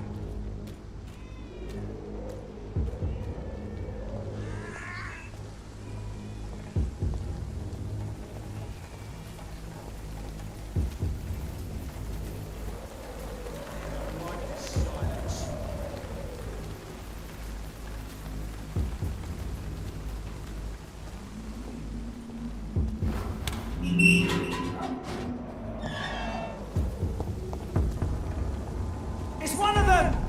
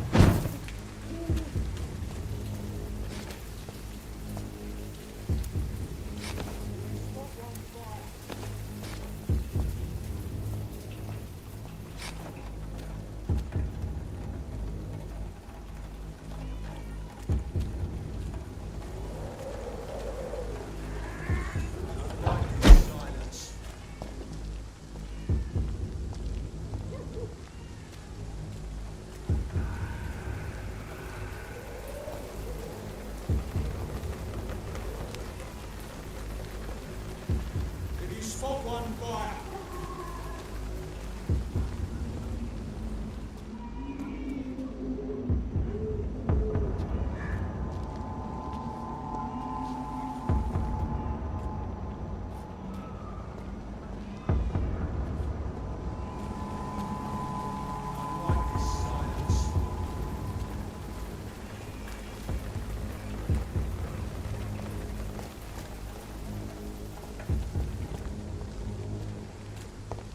If you spot one, fire.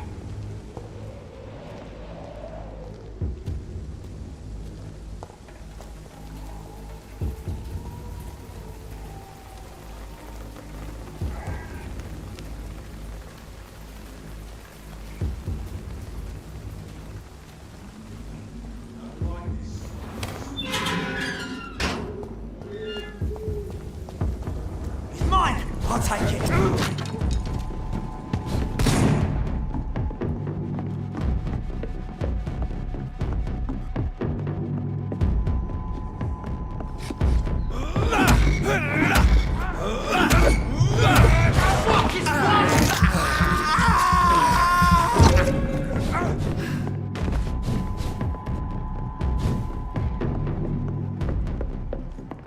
Die, vermin!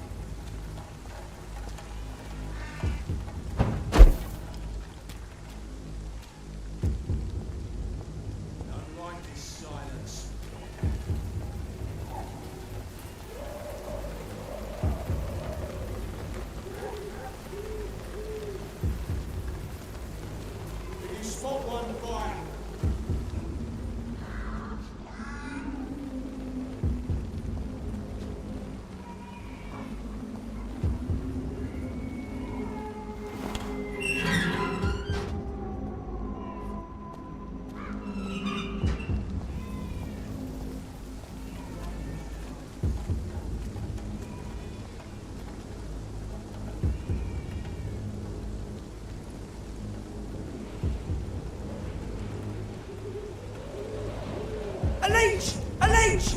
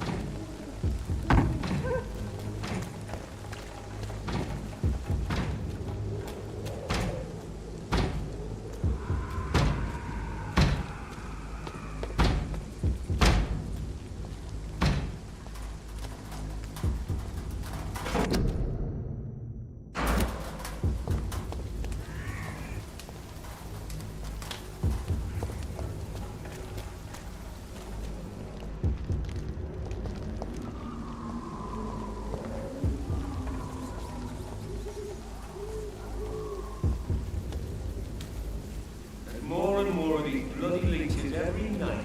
Aye, but the guards recruit more and more every year. When did you join the guard? 2 days ago. This is my first patrol.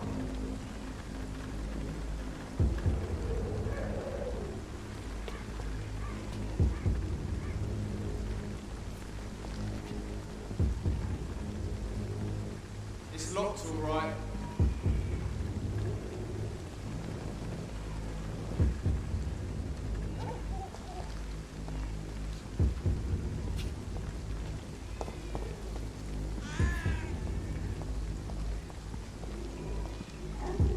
Closed.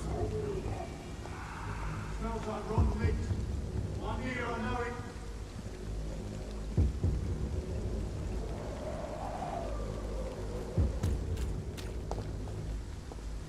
Stay close. Keep an eye on each other. Locked out.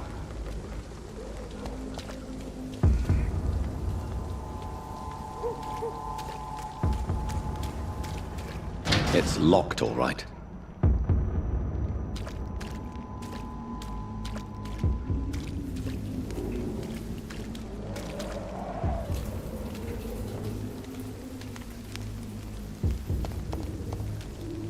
Easy, boys.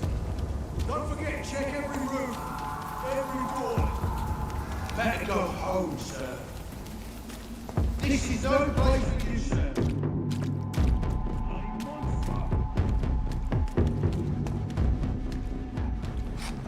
It's locked.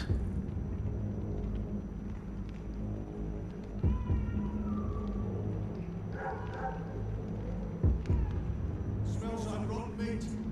One near, I know it.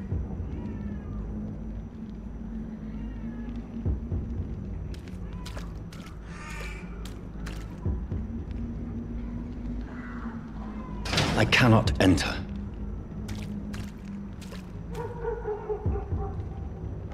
Stay close, keep an eye on each other.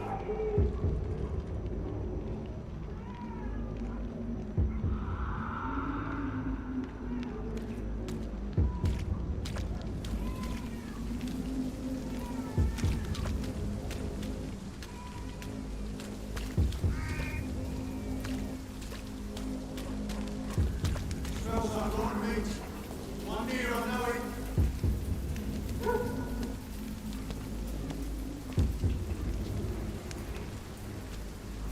Stay close, keep an eye on each other.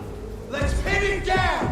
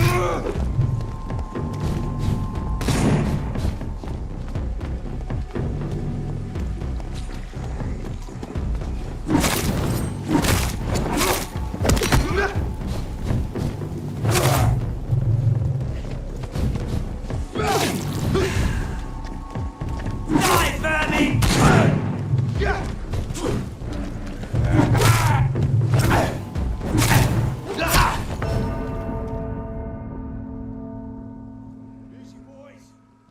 Don't forget, check every room.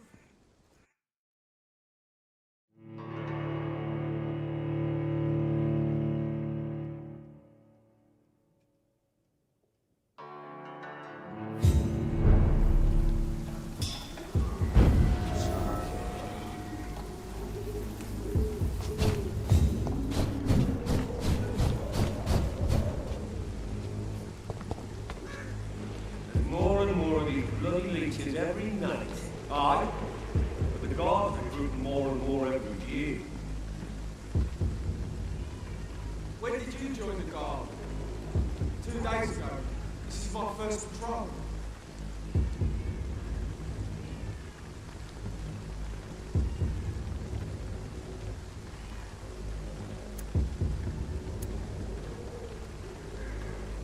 It's closed.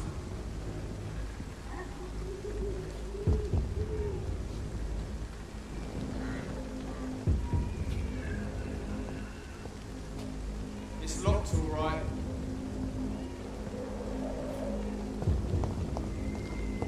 Smells like rotten meat. I'm here, I know it.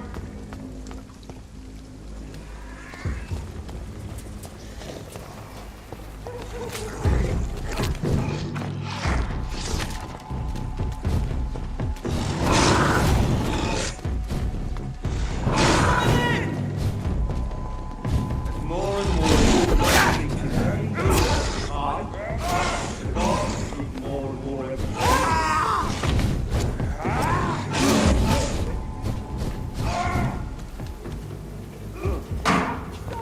It's locked.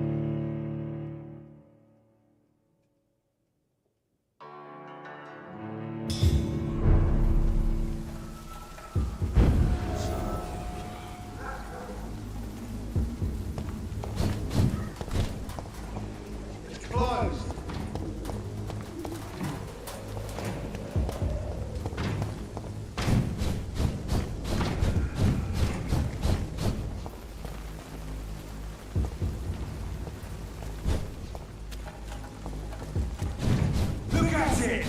Vicious bugger!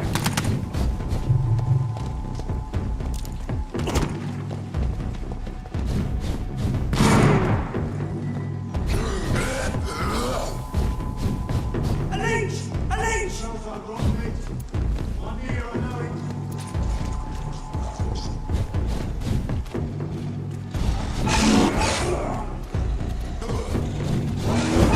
Over there! There's one of them vermin!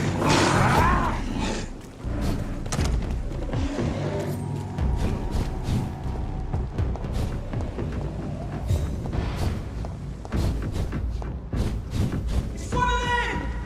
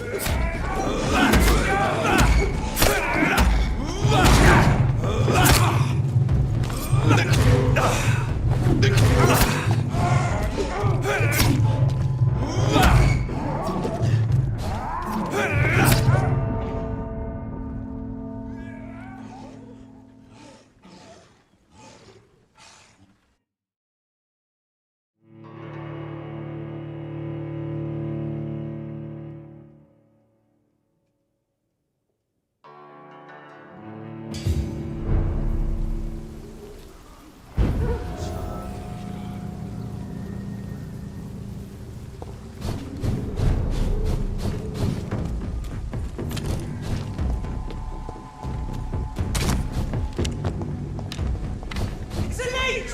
Kill it!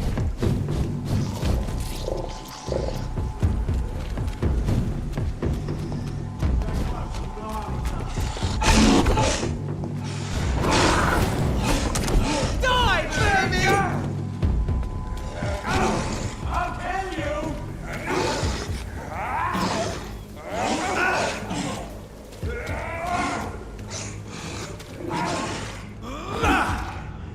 It's locked, all right.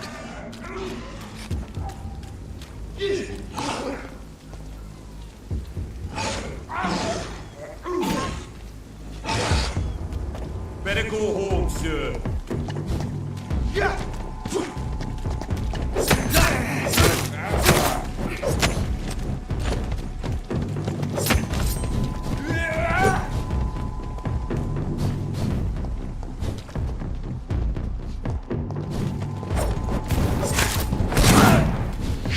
Die, vermin!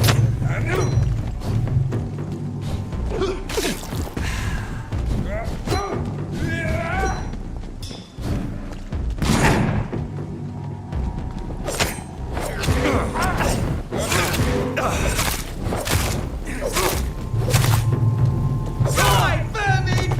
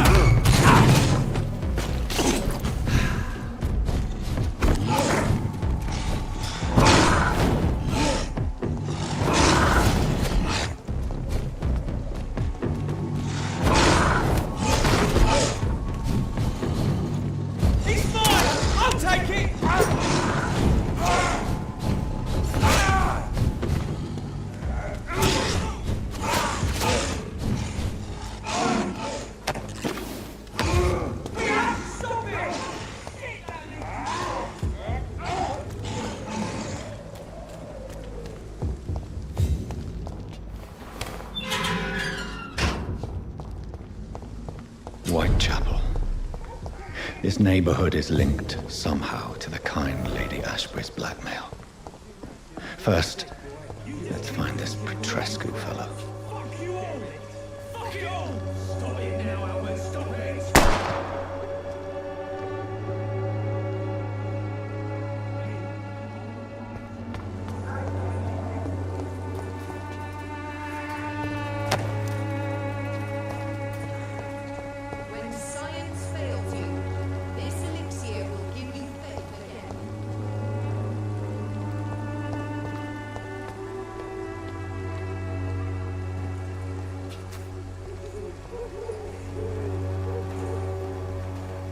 Good evening, miss. Good evening, sir. Are you interested in a miraculous cure for this unknown and deadly epidemic? Actually, I am. Then you have come to the right place. The famous Swanborough cordial is all you need to help keep you in perfect health. Oh, really? Why didn't I hear about it during my studies? I'm Jonathan Reed, by the way. Dr. Jonathan Reed. Ah, my brother has spoken of your research, sir. I'm Loretta Swanborough, and it's always a pleasure to meet a fellow healer. I'd like to see what kind of medicine you're selling.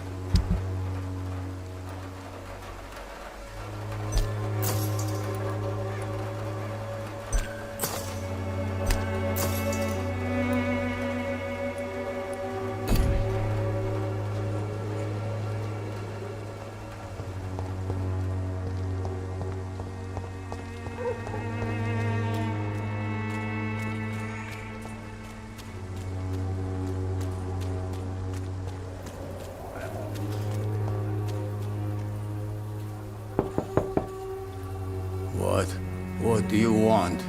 Leave me alone. Good evening, sir. I'm Dr. Reed. I'm looking for Nurse Dorothy Crane. There is no Dorothy Crane here. Now goodbye. I'm afraid this medical leaflet says the opposite, sir. Really? Well, I'm afraid I'm going to close this door right now. Go bother someone else, Mr. Doctor. To enter that house, I must discover who this man really is. Maybe I could start by observing what he's up to. I must insist, sir. Please let me see Nurse Crane. I have no time for you, sir.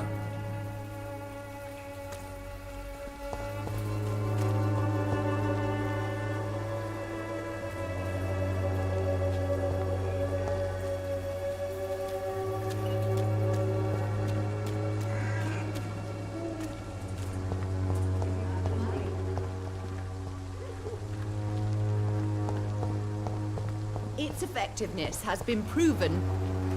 Good evening, my dear colleague. Do you know Nurse Dorothy Crane from the Pembroke Hospital?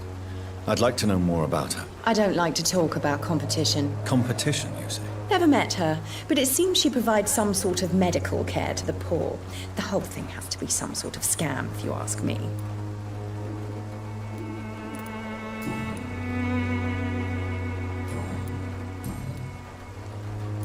Tell me, who intrigues you most in Whitechapel? The region itself is something to see, but I would say Camellia the mute florist who gives away her flowers.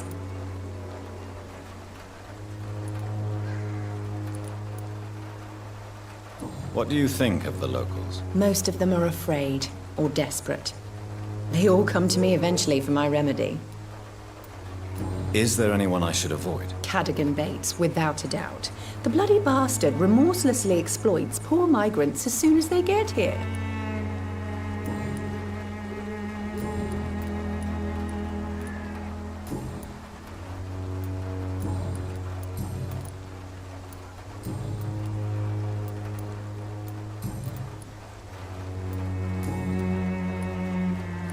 Goodbye, Miss Swanborough. Perhaps we'll talk again.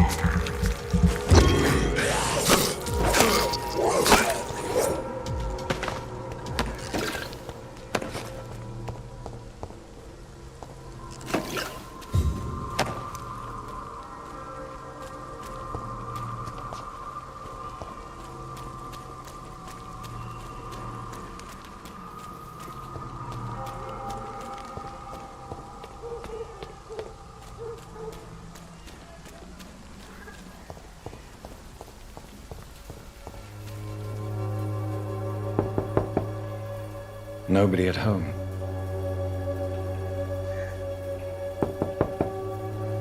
No one's there.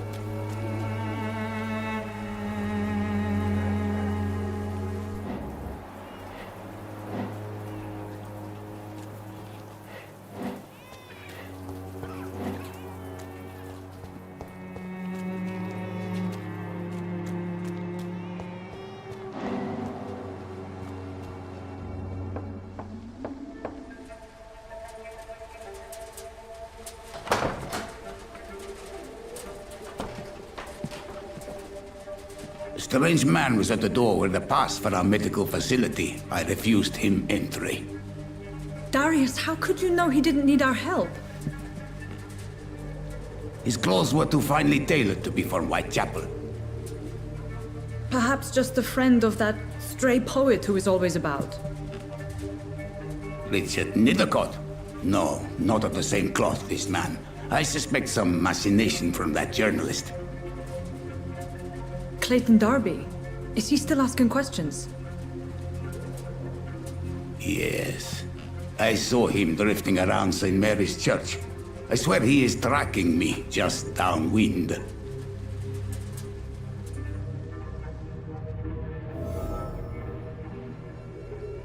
I must talk to that journalist or the poet.